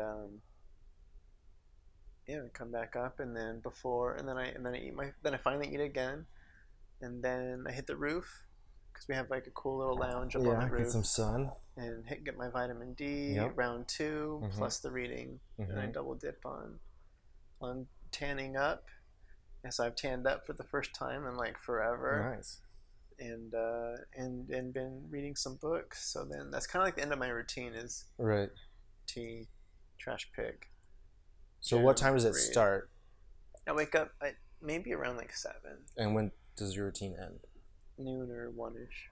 So you're like halfway through the day. Halfway through the day. And of course, early on, even still now, the objective of the day was like, just get through the day. Yeah. So I was like, okay, half my day is locked in with my daily routine. I just got to figure out what to do with the rest of. Well, that's what I've struggled with, is that, for the last 6 years, my days have been just running around auditions and running around to do podcasts and little projects, go to the gym, do this, do that. And now I'm not doing any of that, and I have too much time because I don't know, I haven't been great about finding alternate ways to get that energy out and exercise that pent up kinetic energy. I need to like have deadlines and have things to do. I'm not a great self-starter. I'm a great like tag alonger. I'm great, like I'll join whatever trip you're going on or whatever adventure you want to have. Like I'll be there and I'll be supportive and have a great attitude, but I won't plan it. And so that's where I'm struggling, is just getting through, trying to fill the day. And there's only so much Netflix you can watch. I can't watch anything. Really? You're not allowed to? No, I mean, like, as far as like bandwidth goes, I can't, like, I don't enjoy watching things. Like, my books is my escape. Yeah. But I haven't enjoyed like any TV. I just watch Jeopardy. Yeah. Yeah. It's engaging. I like trivia. Okay. So, tell me more. About Jeopardy? No, about It's all about Final Jeopardy. It's Final Jeopardy's important. Oh, so important. But yeah, because you mentioned that you're trying to find ways to kind of put your energy toward like getting this out. Now, I guess for me, it was I'm a planner. First of all, I'm different in that way. You are. But I have nothing to plan because we can't get together and make short films or like anything. Yeah. So it was definitely an exercise in fighting those urges of needing to do something. So I don't know what I've done. Like, I almost feel like sometimes I guess my objective is normally like feeling my eyes, and I'll be like, all right, have I been staring at screens? Because I had this issue early on. That's why I couldn't watch TV, was because I'd go from my phone to the social medias and getting frustrated there, into my laptop, and like, all right, screens. I'll do some emails, and I'm like, oh, I'll play some video games, and then like, wait, I've just been staring at screens all day. But that's where the book is. The book is an escape from a screen. Yeah. And then trash picking is an escape. Yeah. So my whole morning routine is like non-screen related. That's good. But I had to really fight the urge on being busy, and it's been difficult. It's super difficult because,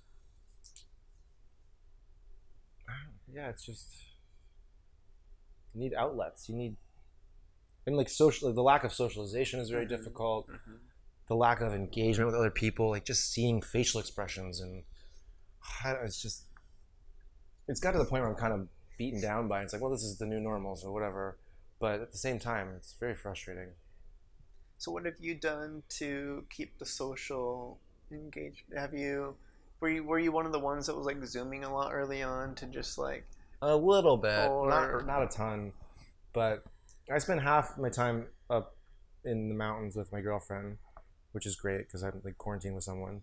But then when I'm in LA, it's more difficult. I'm in my apartment and just kind of lonely. And I've been playing golf with a few friends once a week or so, and I've been going surfing with a couple friends. But I'm actually moving in with one of my friends because I'm so sick of being lonely. So I'm moving into his apartment because he had a room become available, and I'm just like, I don't enjoy sitting here alone anymore. No, for sure. That's having a roommate is a game changer. Yeah, and I've always been an anti-roommate person. I was an only child for most of my life, and but when I don't have a lot to do, I can get into trouble if I'm left to my own devices. So I think it's good to have people around to engage with, and just Even if it's kind of almost better to have the negative interactions than it's no something. interactions. Yeah, just something to like feel someone's presence. Because I know, like I've been stuck with Hunter for quarantine, so I know it's almost feels like an old married couple kind of vibes, where it's just like back and forth. But I have definitely been blessed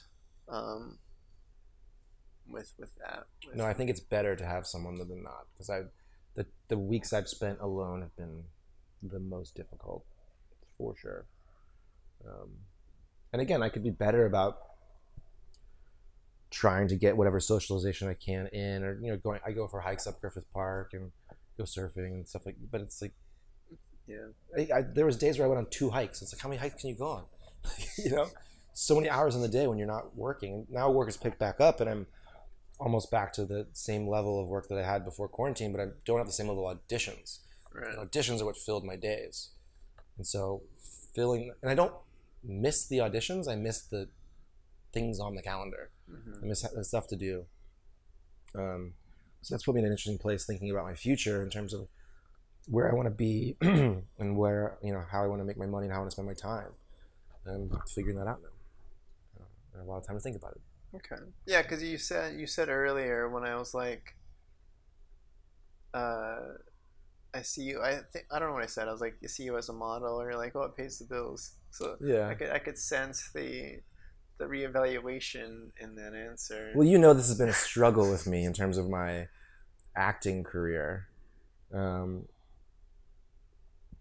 I've always had some sort of self-defeating perspective about becoming an actor. Yeah. Because there's a lot of variables that go into it, but like I don't love actors. I talked about that with Hayes on my podcast. Like we don't love actors. They're very phony and they're not genuine, and they're just trying to succeed at.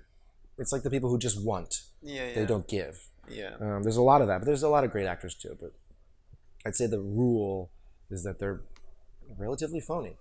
Actors are tough, But at the same time, I've built up this skill set of auditioning and being on set, and it's pretty much the only professional skill set I have at this point.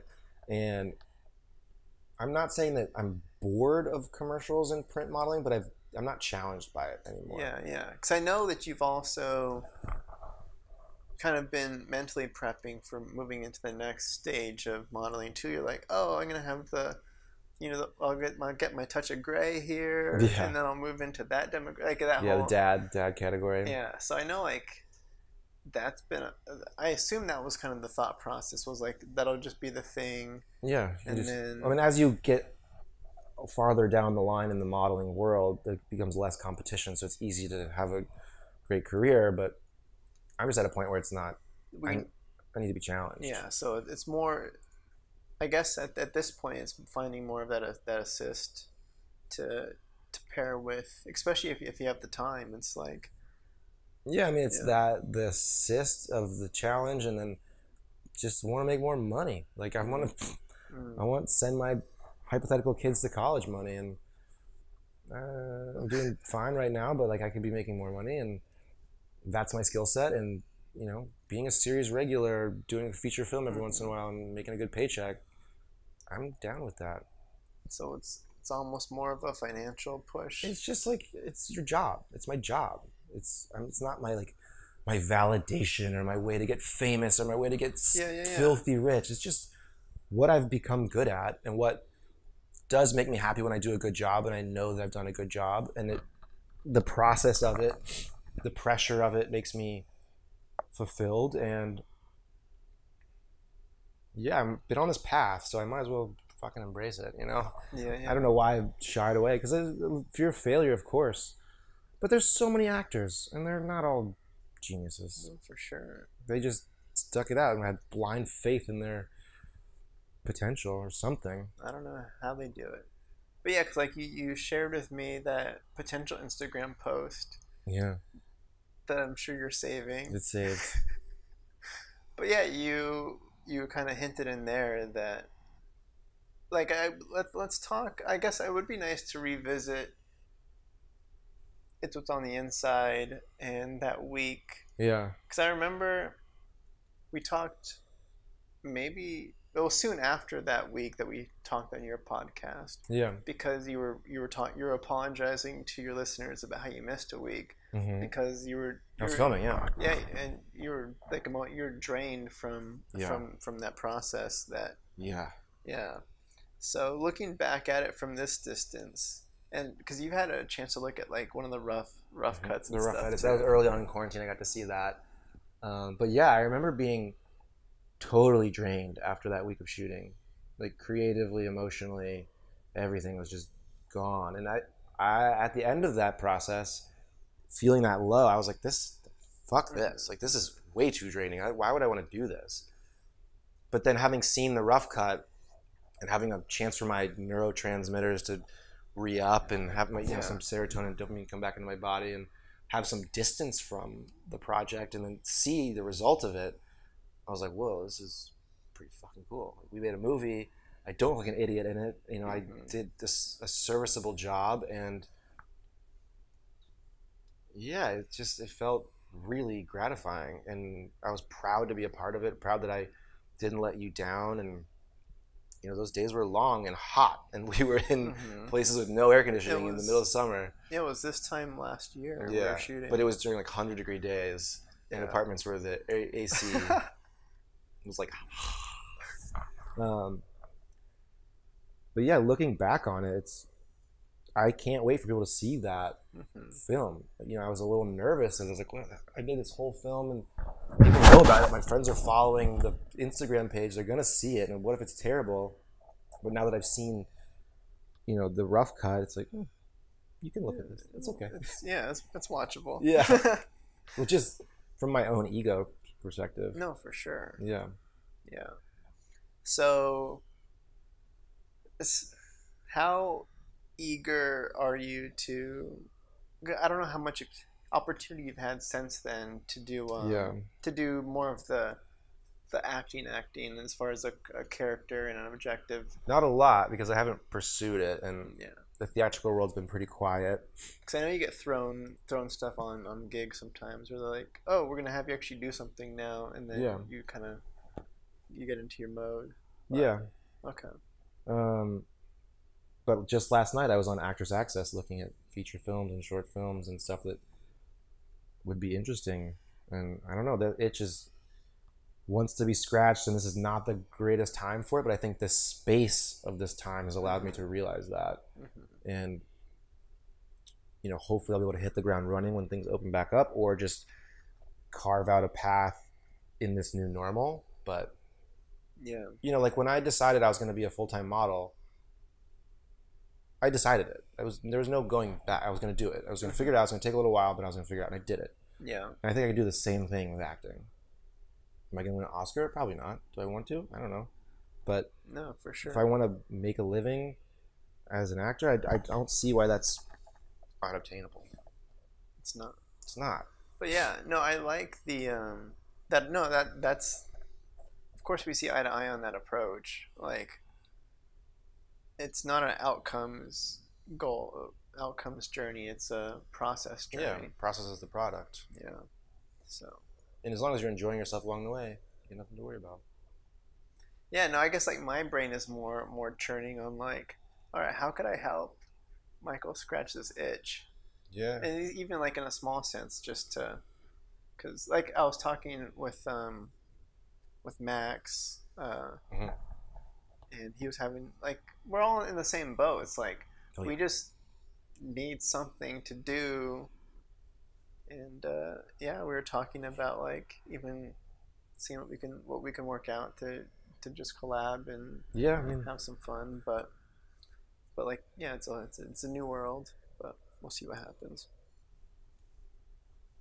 But yeah, no, I'm excited to hear that that it's that's more of where you're leaning these days. I have to be honest with myself and just be realistic about my career and Stop fighting it. Yeah. stop fighting it, stop having the resistance, stop being scared, stop worrying about how I'll be perceived, stop focusing on what I think are the negatives of that path or that career or that lifestyle, because there's tons of positives, and Mm-hmm. in any job or any career there's negatives and positives, and you can choose to let the negatives Dictate your. just dictate your motivation or drive, or you can focus on the positives and put one foot in front of the other. And that's the plan. I like it. Now it's just a matter of taking this time to. I've got footage from our film. I got footage from van life. I've got lots of stuff to add to my reel. I got all kinds of things I can be doing. So it's just a matter of doing those things while I have the time, and then doing the next thing and the next thing. Yeah, yeah. That's all it is. Right? That's it. That's how you do it. That's the whole thing. Yeah. What else you got in that book? All right. I wanted to. I'll bring up some quickie topics. Okay. Because I rewatched in my research for this podcast, I rewatched the you and Michelle did the autocomplete interview. I've watched that a few times. So I went and watched that, and one thing that you talked about was every election year you get a new tattoo. Yeah, I haven't gotten one this year yet. I haven't had time to think about it. I keep asking my girlfriend, like, should I get a new tattoo? And she's like, what do you want to get? And I don't know. I don't care. All right. So you might break the streak. It might be the end, but we'll see. I have what, Still 4 time. months? So Okay. we'll see. All right, but there's been no thought on it whatsoever. No, I don't have any ideas. Because I watched it, I'm like, oh my gosh, Right. it's gonna happen. But I think everyone should just agree to get some sort of "We Survived 2020" tattoo in solidarity of this year. Maybe I'll design it and we'll all get it. there we go. Matching tattoos. What you got? Great. So one of the other inspirational interviewers that I really look up to and wish I could become would be the Hot Wings guy. The Hot Ones? Hot Ones. Yeah. Yeah, like I love What's that guy's name? Sean something. Evans. Sean Evans? Yeah. Sounds right. But yeah, no, I've listened to him on different podcasts where he talks about his research and how deep he dives in, and because of course all of his interviews are just like beautiful, but he does the segment on there where they do the deep dive into the Instagram. Yeah, I'm not doing that, but I was inspired by that. I was looking up your socials, and oh boy, so the other ones are no. This isn't a big deal, but I was curious on more information on this because you don't use this account anymore, but it's your Twitter. Yeah, and my profile picture. Yeah, the profile picture. So it's me covered from the neck down in white paint, and I have a mustache and a man bun, and so one of the freelance things that I did when I was in that period of like figuring out how I was gonna make money after the dog psych fired me. Your face. I'm stoked. I don't know what your face is. All right, cool. I actually did photo essays for an art magazine based out of New York. So I would go to different art exhibits and installations and take photos and write up little articles about different art exhibits. And I had this idea, because this is when I was trying to become a model and I was trying to figure out like ways to muscle myself into the modeling world or get some sort of attention or get an agent or whatever. Because I don't think I even had one at that point. But I have a friend who shoots like lots of nudes with like people covered in paint or covered in oil or covered in sprinkles or with a sheet over them. And I thought it'd be really cool to have the experience of being one of his models and then write about it, like being in the art from the inside out. So I did this whole proposal. He took photos of me covered in white paint. He did my whole face and everything, my hair. And then I wrote up this big article about it, and they never published it, but I thought it was a cool idea. So this is from that experience. Yeah, that's when he put me in his art. And then I have photos of the final pieces he made that were like his sells, his art. Yeah. Cool. Yeah, so that was me covered in paint. Yeah, because it's a goofy face too. That's the part that gets me excited the most. Is like, I don't know what look you have, or if it's kind of like. Yeah. Anyway, I like it. That was one of my baby topics, was getting some background on that. That was a fun day. All right. Yeah. One thing we haven't touched on it at all, and I guess might as well hop into it now, is your art. Because I know that's been one of your outlets. Yeah. These times. Probably always has been, but. On and off, I have a lot of resistance towards art, especially commercialization of art. But when we were in true lockdown and I couldn't do the podcast, I just started painting a ton, especially when I was here. But just like, I've always been an artist that's very hard on himself. I like try to be as photorealistic as possible. I want things to be very concrete. I've never dabbled in abstract art, and I was just like super sad one night, and lonely, and I was like, fuck it, I'm gonna grab some black paint and see what comes out. I started doing like all these X's and just strange abstract landscapes, and I don't know, I started going with it, and I started posting them on Instagram even though I didn't want to, and I sold a bunch of them. I sold some to a woman in Switzerland. I sold some to a guy in I don't even, it was crazy because I thought I was so stupid for posting them, and then people responded to it, which was nice. Yeah, but I've always been an artistic kid. Like when I was little, I always had a stack of paper and markers next to me. I watched Nickelodeon and just draw all day. And then majored in art in college, worked in creative fields. But I don't know, it's something that's very personal to me. Yeah. It's very like precious, and it's just my thing. And whenever I start trying to sell art, I kind of stop making it because it just feels kind of kills it a little cheap. bit. Yeah. Yeah. Like I did this whole series of paintings back when everyone had the iPhone 4, and Instagrams could only be squares. Remember, you could only have a square Instagram.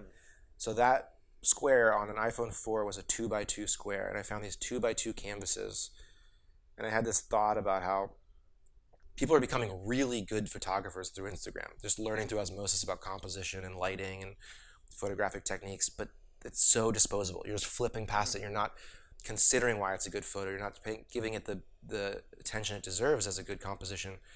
So compared to the fastest method of creating art, which is taking a picture, posting it, scrolling past it, what's the slowest method of making art? Oil painting, because it takes forever for each layer to dry. So I started taking people's Instagrams and doing a one-to-one oil painting of their Instagrams, which was fun to just try to paint so tiny. And I loved it, and I started posting on my Instagram. People responded to them, and they're like, you should sell these, like, why don't you? And I made an Etsy for them, and then never made another one. So it's a theme in my life. Yeah, it kind of reminds me actually when you talk about the disposableness of like Instagram photos and stuff. Have you heard about if we had Jamie here, I'd have him pull it up. Pull it up. David Dobrik. I know that name. He's a YouTube personality. Yeah. Pretty big. But he's launching a social media platform. I think it's called Disposable, and it's designed around what are the Polaroids? Polaroids. So the idea is, I guess it's just like Instagram, but Yeah. the difference is the photos you take, you can only use the forward-facing camera. You can't do selfies on it. Right. And every photo uses flash. And the photos you take, it takes 24 hours for you to see the photo that you took. Mm.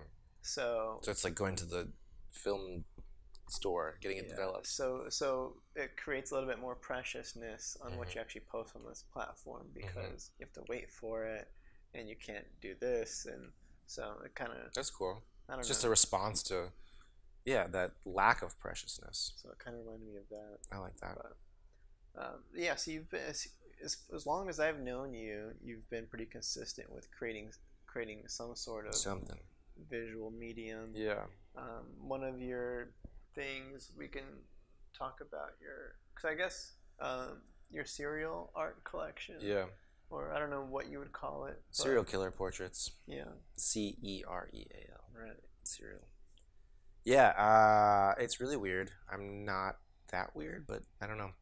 I just always had this. I love the play on words of serial killers. And for a while I was like, I'll do something with this one day. Maybe I'll paint portraits of serial killers on boxes of cereal, and then eventually I was like, I'll just make the portraits out of cereal. Yeah. And I started making these ginormous 48 by 48 serial killers out of cereal it's like serial killer like work that's so painstaking and mind numbing. But I liked it because you get in this sort of flow state where you're doing this repetitive task that's very simple, and you can listen to a podcast or watch The Office or not, and just let your mind wander.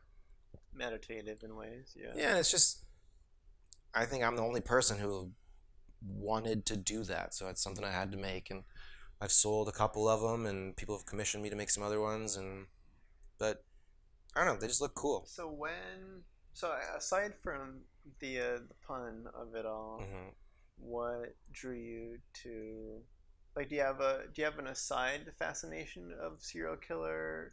I mean, I think kinda it's funny whenever I tell people that that's what I do. I'm always very like, I'm not that crazy, but they're like, I love serial killers too. People love them, and I think it's because they're the extreme end of the human psychological spectrum, and it's, if you can observe it, then maybe you're not it, and you're just curious about how someone functions at that such a distant wavelength of disconnected. Yeah, and after creating these art, I sort of reverse engineered a concept wherein the serial killers represent the deadly quality of sugar, and the same way we worship these like pop culture icons that are Trix the Rabbit and Captain Crunch is the same sort of media idolatry we give to serial killers, which is just inviting them into our homes under the guise of a well-balanced breakfast or a complete breakfast, while they give us diabetes and shortened lifespans and death.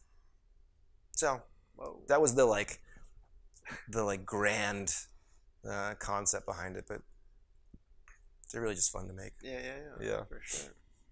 Art's all bullshit. Yeah, because I know, because you even have a fictionalized serial killer. Yeah, that's Dexter. That's going to San Francisco to a client. But that one took the longest for sure. Yeah. And then you had, I know one moment that you posted about too was you had your serial art up at a comedy show. Yeah, I did 2 shows at the Hollywood Improv, just to like showcase them and get some attention for them, and we auctioned them off to support domestic violence actually at one of the shows, and yeah, it was just cool. It was the perfect venue because it's like punny art, so to have it in a comedy venue, the Hollywood Improv was perfect. And that was one of those was the Tiffany Haddish appearance, right? Yeah, that's kind of cool. Tiffany Haddish freestyling about obscene acts in front of 4 of my serial killers was pretty surreal. Yeah, but I'm moving now, and I don't know what to do with these big, stupid things. Sell them. Might as well. Yeah. So what has been your creative outlet after you finish Tea Time and Garbage Time? I've learned that I definitely have to monitor my creative, uh, like the amount of time I dedicate to creative tasks each day Yeah. because I get tapped super easy these days. Um, Yeah. but I have been, well, the writing. Writing was a big thing early on through Mm-hmm. like March through May, maybe. April and May were huge writing months for me. Um, and then also the video games, Yeah. Animal Crossing, I got, and that game is like all creative. Really? I've never played. I don't play video games. Yeah, because I'm sure you've seen your friends put photos up, or maybe you know about Animal Crossing at all? Don't know anything about it. All right. I've heard of Well, it. it's like a super kiddie game, but it's pretty leveled. You have an island. You move to an island that's basically deserted, and through the process of like making money and stuff, you invest in different furniture, and you can decorate your house. Like Minecraft, kind of. Like you build a world. Kinda. It's a little bit more building. This is more decorating. Okay. So I'd be into that probably. So at a certain point, you can kind of like mess with the terrain of the island too. You can build the rivers and build the ramps up to different stuff and decorate your shop and like all this. So it's kind of like it's super cute when you walk through it. Like your little characters, all you can you can make your little shirts. You can decorate your shirts and put them in funny glasses and stuff. But that one was like a nice, fun, no pressure. Just is it on your phone or your computer? it's my Nintendo Switch. Oh. So that's been like a nice, chill way to create without having to create. No pressure. Yeah. So there's been that. There's the writing, and like I did find a couple of ways to shoot 2 short films during quarantine too, and those were done with like basically like 2-person crews where I would do the sound and direct, and then somebody else would do the video, and we would just shoot 2 actors for like a few hours and get that out of my system, which that's the best. Because then, of course, for me, it's like, all right, I have to write the short. I have to same process, shoot it, cool, have fun with some people, get some interaction, and then Post-production. So I'm like, sweet, now I have something to edit, and I can sit here and do this. But yeah, editing is a good task because you can really get into it and lose yourself. So that's what it was early on, was editing the feature, getting that all done, and then jump into writing, and then now it's more like they're just tapped. So what's the plan for the feature? It's what's on the inside? Yeah. That's the tough. Oh, man. So that now's the time where I get to experiment with the distribution side, and that's been kind of all new, which I knew, like you knew that was going to be the case the whole time, because people were asking me the whole time, like, what's your distribution plan? I'm like, dude, we haven't even shot the feature yet. Chill. One step at a time. Chill. So now that we're there, I've had the chance to send it out to either producers that I'm like, hey, can you like offer any insight, like producer to producer, like what can I do with this? Do you know anybody that would look at like that kind of stuff? Yeah. And then I've gotten some names back too, with like, oh yeah, I've been through the process recently, I'd recommend these 2 specific people.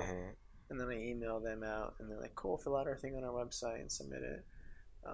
I've only heard back, it's kind of like a weird thing right now. I feel like I'm just dealing with middlemen. Probably. Because no one knows what's moving forward. I guess if it's already shot, the production is not an issue. Right. So maybe they should be wanting it right now. So there's this one guy that I met through a filmmaker group that was helping me, and he's like, yeah, I'm pretty close to a deal with some stuff, and they kind of like what they're saying, and yeah, so I'll keep you posted on that. Just make sure all your paperwork's in order. I'm like, all right, we'll see. Like in my mind, I'm like, all right. Well, I never even met you in person. I've only talked to you on the phone a few times. So stranger things have happened. So I'm like, cool. I don't know, because my dream is like the money up front kind of distribution deal with like, we like it. Here's X amount at the top, and then you can get residual if people like, you get more from there. versus the classic, which I feel like a lot of places are more leaning toward, is like nothing up front. Deferred payment. We own the whole thing, and we will send you money if there's some left over. So then I'm like, well, at that rate, like I'd rather just put it out and kind of and just get as many eyes on it as possible myself versus relying on you, which you don't care as much as I do. So right. But yeah, I got back. I got back a no response yesterday. You're gonna get no's. I know, it's just so frustrating. I mean, that's not frustrating. It's. I was talking to somebody else about this, but the difficulty level at each stage of the process is just so high. Yeah. That you think you're finished, and you get you get no's at every single stage of the way, and it never stops. So I'm just like, oh, like I'm fine hearing. I don't know. The editing process itself was a lot of like, because I'm just getting feedback on what's not working like the whole time. So I'm like, all right, filter all that, use it in the edit, tweak that. But then now it's done, and it's like, oh man, they don't like it. Like, so it's just, yeah, it's a part of the process, but and it's kind of scary. Like, but it's the process. You keep going. Yeah. Once it's over, you're gonna be like, what am I doing now? That's already what I felt like when the final export was done. Yeah. I hit the post project depression pretty quick. But now you have a whole new battle to fight. Right, which it's a different battle that's not creative. So it's a different thing that I'm still looking forward to, and it's interesting. But you gotta be creative in your tactics to getting it sold, distributed. So I would love to have. Because, okay, another thing with each leg of the process, too, is you can take as much time as you want during each stage. So, you know me, I'm not a fan of waiting around to see it. Because otherwise, we would never have shot it. Because it's like, oh, he wants to make sure the script is perfect or whatever. So, so right now, I'm like, how long do I want to dedicate to distribution in that phase? Ideally, either a deal is struck by I would say by December. End of the year. Or I just put it out myself. That sounds smart to me. So it's like, all right, 2019, make it. 2020, make sure it gets out. Or sold. Because then selling it would probably not go out, and I'd have to sneak. Right. I'd have to sneak files to people. Yeah, that's a secret. Top secret. But yeah, my link doesn't work anymore. I can't pirate it. Missed out. Yeah. But yeah, that was one thing I was working toward. Was I was having a lot of issue processing what it meant to have a completed project. Like, I don't know. Like, that's kind of why I was asking you a little bit about. You put so many years into writing your book that when it's out there, it's like, what now? And I don't know. Yeah, well, the plan was always to adapt it, and I worked with a few different producers who noted it to shit, so it was unrecognizable as a story, and I was just trying to please them, and I kind of got lost in the ideas of what it could be, and eventually I came back to the realization that I did it. It's done. The book is perfect, and anything else is just icing on the cake if it happens, but I'm not going to put much stock in it because I did my job, and yeah, it feels good.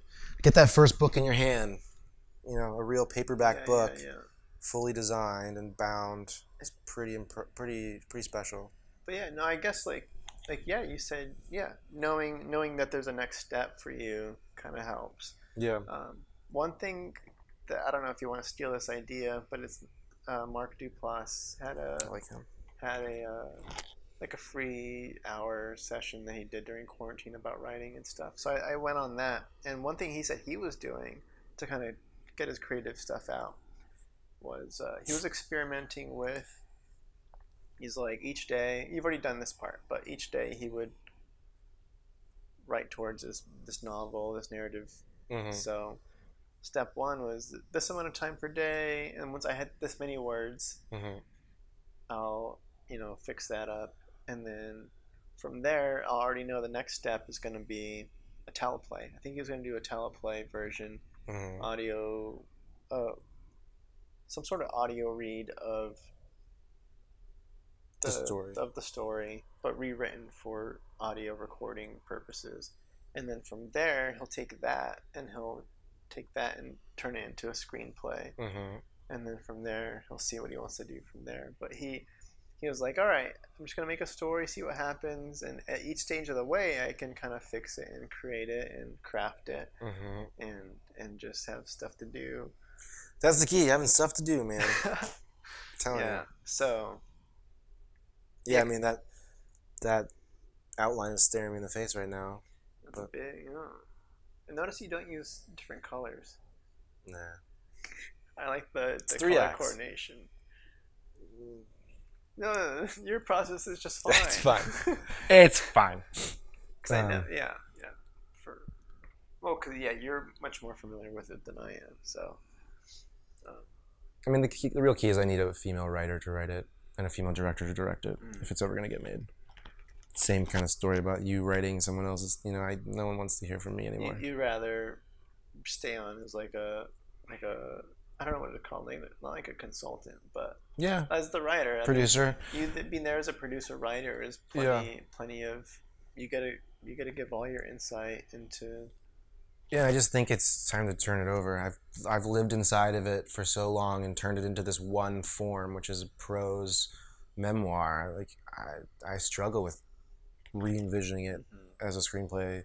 I'm not a screenwriter. There are people who are much better at screenwriting than me, and they should probably handle it. And it should probably be a female who can add a little bit more of that true psychology from the woman's perspective. And I think it should be directed by a female. And I did my part. Yeah. But the key is just finding a female writer. It's hard to find someone who wants to invest in a project that's not theirs, to adapt something. So, my ears to the ground. Yeah. No, it sounds exciting to me. Yeah. It's one of those things that just kind of it's there. It's always there. But. It is there. Yeah. Let's see. All right, we got half an hour. What I was gonna do too. All right, what I was trying to say before I was interrupted. I'm just kidding.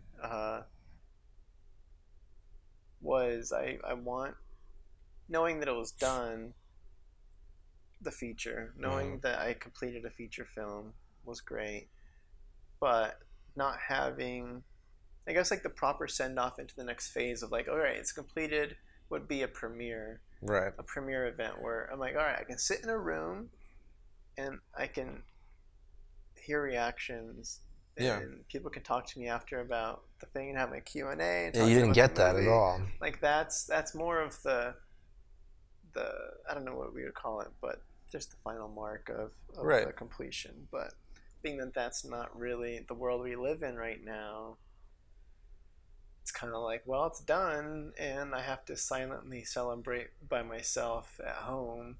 Like, it's kind of like a weird thing to as far as momentous as it is. I wonder if that's beneficial in some way, though, because it allows you to just celebrate for yourself and not have your ego wrapped up in it. Yeah, we like our egos We do like our egos, especially after a lot of hard work. It's okay to get a little hit. It's probably important. Yeah.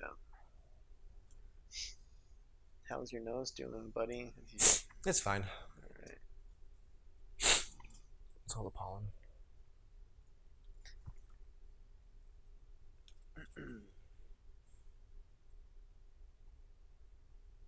Is this your camera?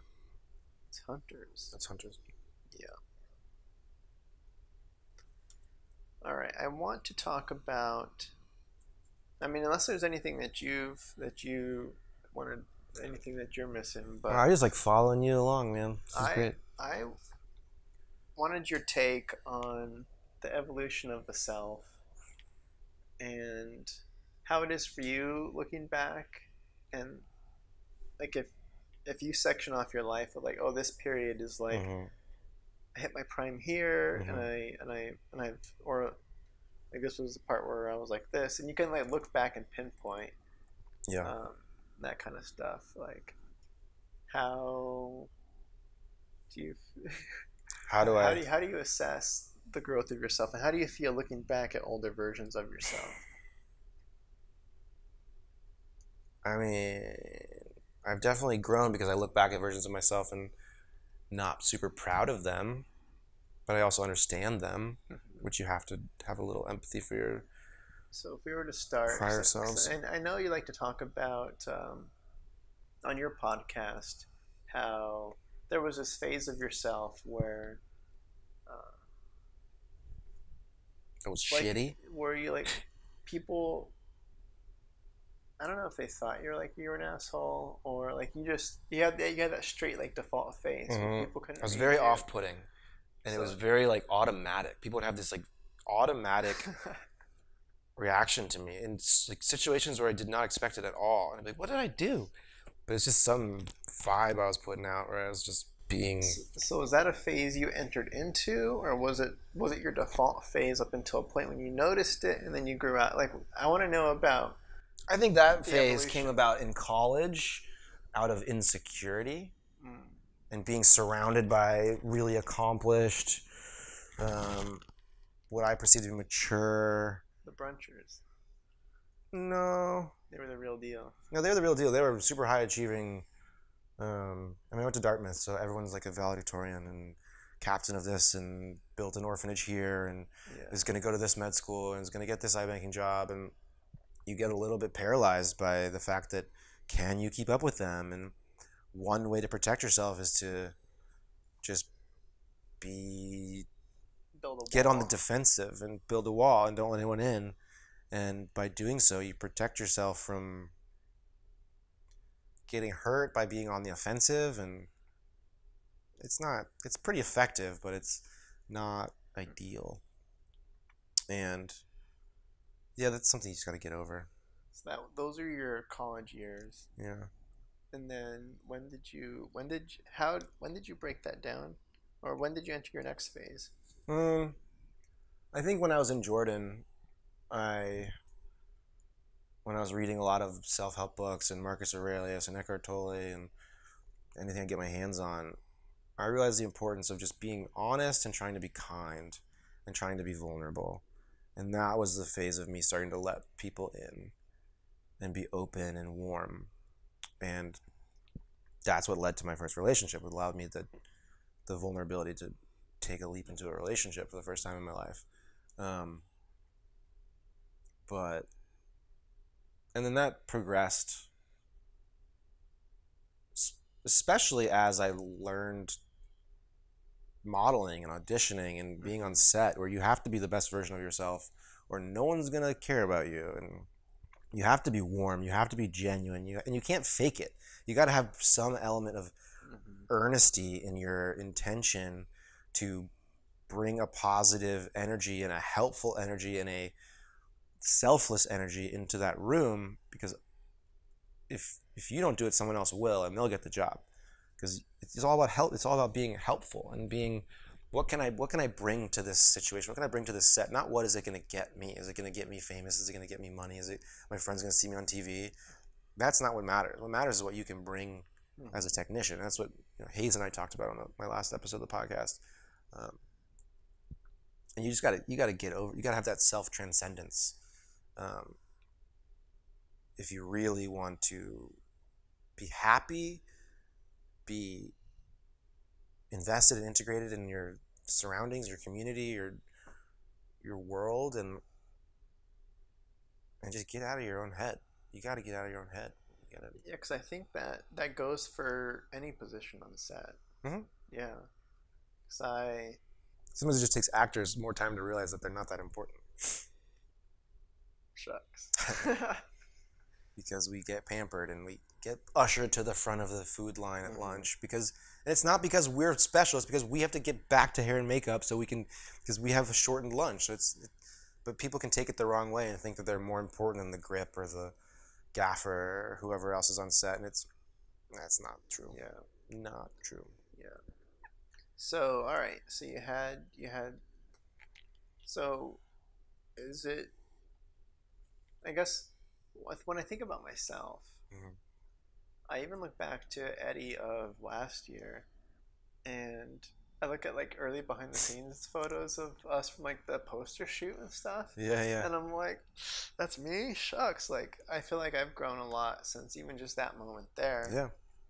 and it's kind of funny for me too, because like I've been like this is the longest my hair's ever been, and it's just kind of like random. Like I've joked about doing the man bun thing for Hmm. like ever, You're doing it. and now I'm doing it, Yeah. and my parents hate it.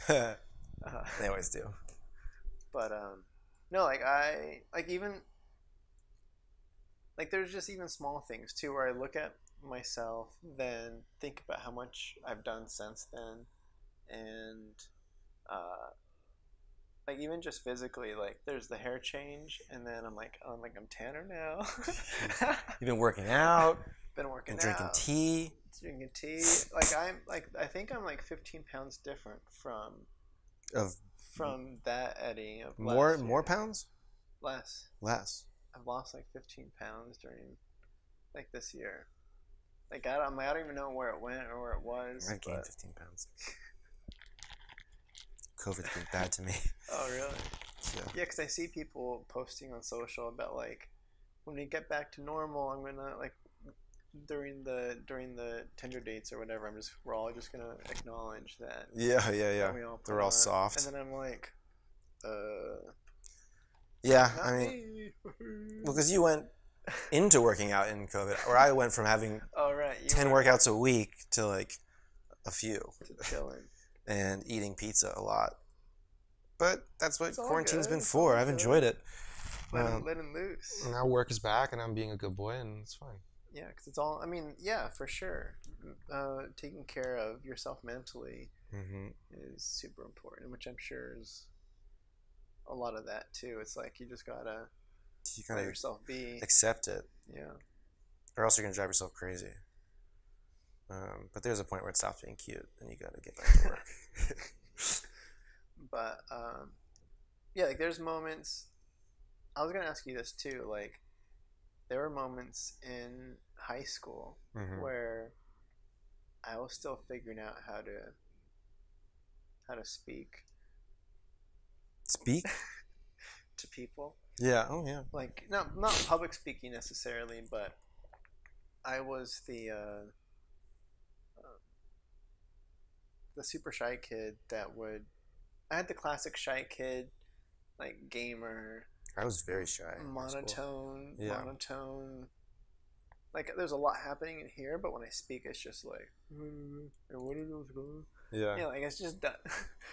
So it took a lady friend making fun of me to realize like, wait, I talk like that? Like shucks, like I don't. Better work on that. I gotta like. So there were specific things that I did to myself to like manufacture a personality that I was like, oh, I want to be like this, so let me increase the octave of my voice so it's not so low. Like Yeah. I have to consciously, or like I because I still mumble a lot, but like Yeah. there's things that I do to kind of help fix those things that I had to consciously tweak and change, and I don't know if that's a normal thing that people do, or I don't know how people manufacture their changes, but like I haven't done it to like the physiological extent that you have, but definitely have been like so even my laugh, have I tried would- to I make would change. changes of in terms of like talking to strangers and being friendly and engaging with cashiers and waiters more than you need to. I've definitely made those changes. But yeah, but you never thought about like, oh, I want my laugh to be like this. Let me, because like that's what I did that. Like I used to laugh. I'm sure people do that. I don't know. I'm just never I don't know. not aware of my voice very No, much. you're just comfortable with it or whatever. You had a great laugh in the beginning. Who knows? I'll tell you, once you start recording podcasts and listen to your voice, it gets real weird. It's like Yeah. too much of your voice. A lot of voice. Yeah. But yeah, like I used to laugh. I think I would just laugh like the silent laugh or just like outward breathing. Yeah. And then I had to work on that. But that's how I think about my phases too. I was like, oh, I wasn't even at the the voice phase yet, and Yeah. then there's this is the phase when he broke out of that relationship, that now he kind of accepted himself for who he is, and then here's a phase where he started being taken seriously and grew a lot of confidence, and then here's the post feature phase where he's got the man bun. Yeah, he's and tan. He's just jacked. he's just like peak, but You gotta keep peaking, man. You can never peak. well, I mean, you know for sure there's still more to grow. Yeah. Yeah, I don't really. You don't think too much. It's not lately. But I try not to look back and be like, oh, those are the best times of my life. I want to keep having the best times of my life. Right. And that takes active work. That takes, effort. It doesn't just happen. And you just got to be you got to be down for the ride, because things change, and sometimes your desires change and your pathway changes because of it, and you got to be open to embracing it, or else you're going to get stuck in something that's not fulfilling. And the longer you get stuck in it, the harder it is to get out. Same kind of thing. This isn't a topic I talk about too frequently, but I figured it might be fun to talk about because I feel like neither of us ever talk about it. It's called politics. Ugh.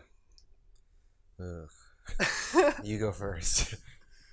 One thing that I've been thinking, and maybe you can enlighten me a little bit, is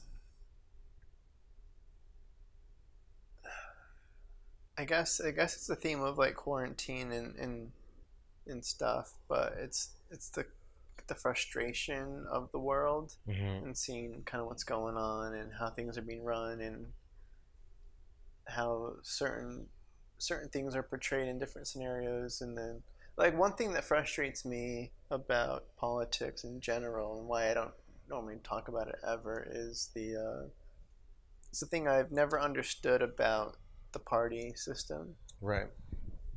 On the left versus right, the red versus blue, the perspective of this side on the idea. Yeah, the tribalism. Yeah, the tribalism of it.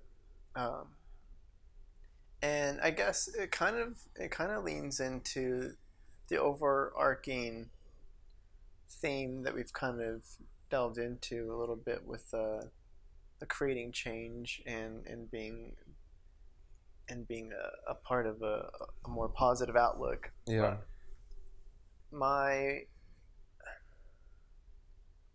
I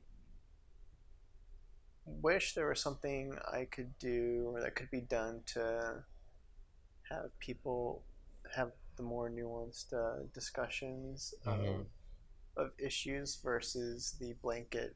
Well, it's all so extreme labeling. At this point. It's all, there's no room for consideration of someone else's perspective. It's all right versus wrong, left versus right.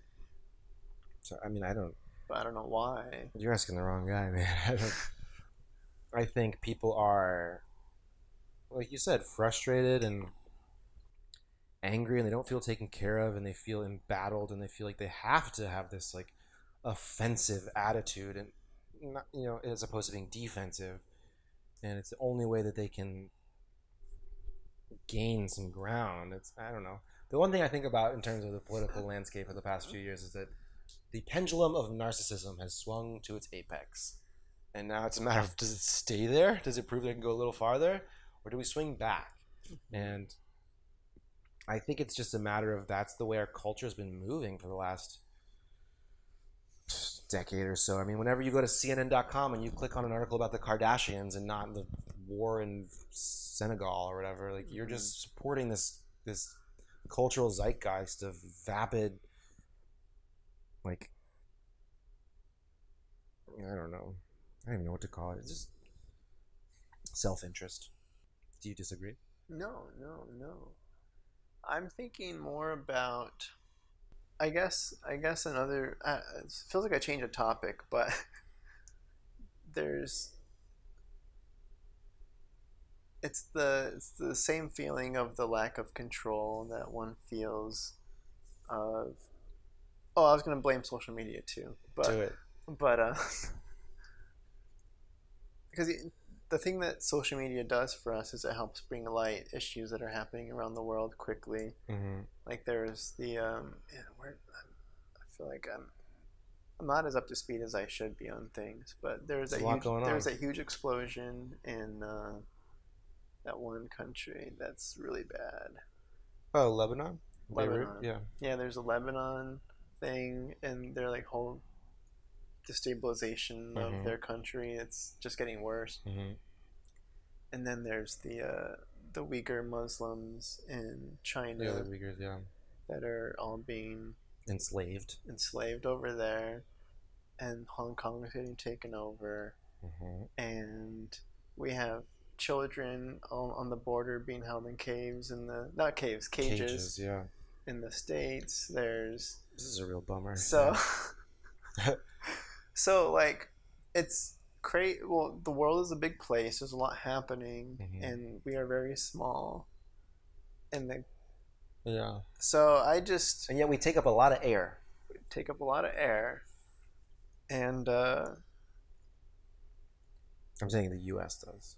We're taking up more than our fair share right now, I think. Oh, you're talking about like pollution, or no? Just like like the way we've handled this pandemic is so sloppy. We have so many cases. There's no reason for us to have such a poor response to it, and I don't know why we can't get our shit together. We look like fools in front of the whole geopolitical landscape. The whole world. We're not even allowed to go to countries at this point because we're like pig people. It's rough. Yeah, it's rough. So it's crazy knowing all the, like, being exposed to all this stuff, and then in the end it's like, well, from my perspective, I'm like, well, at least I'm picking up trash.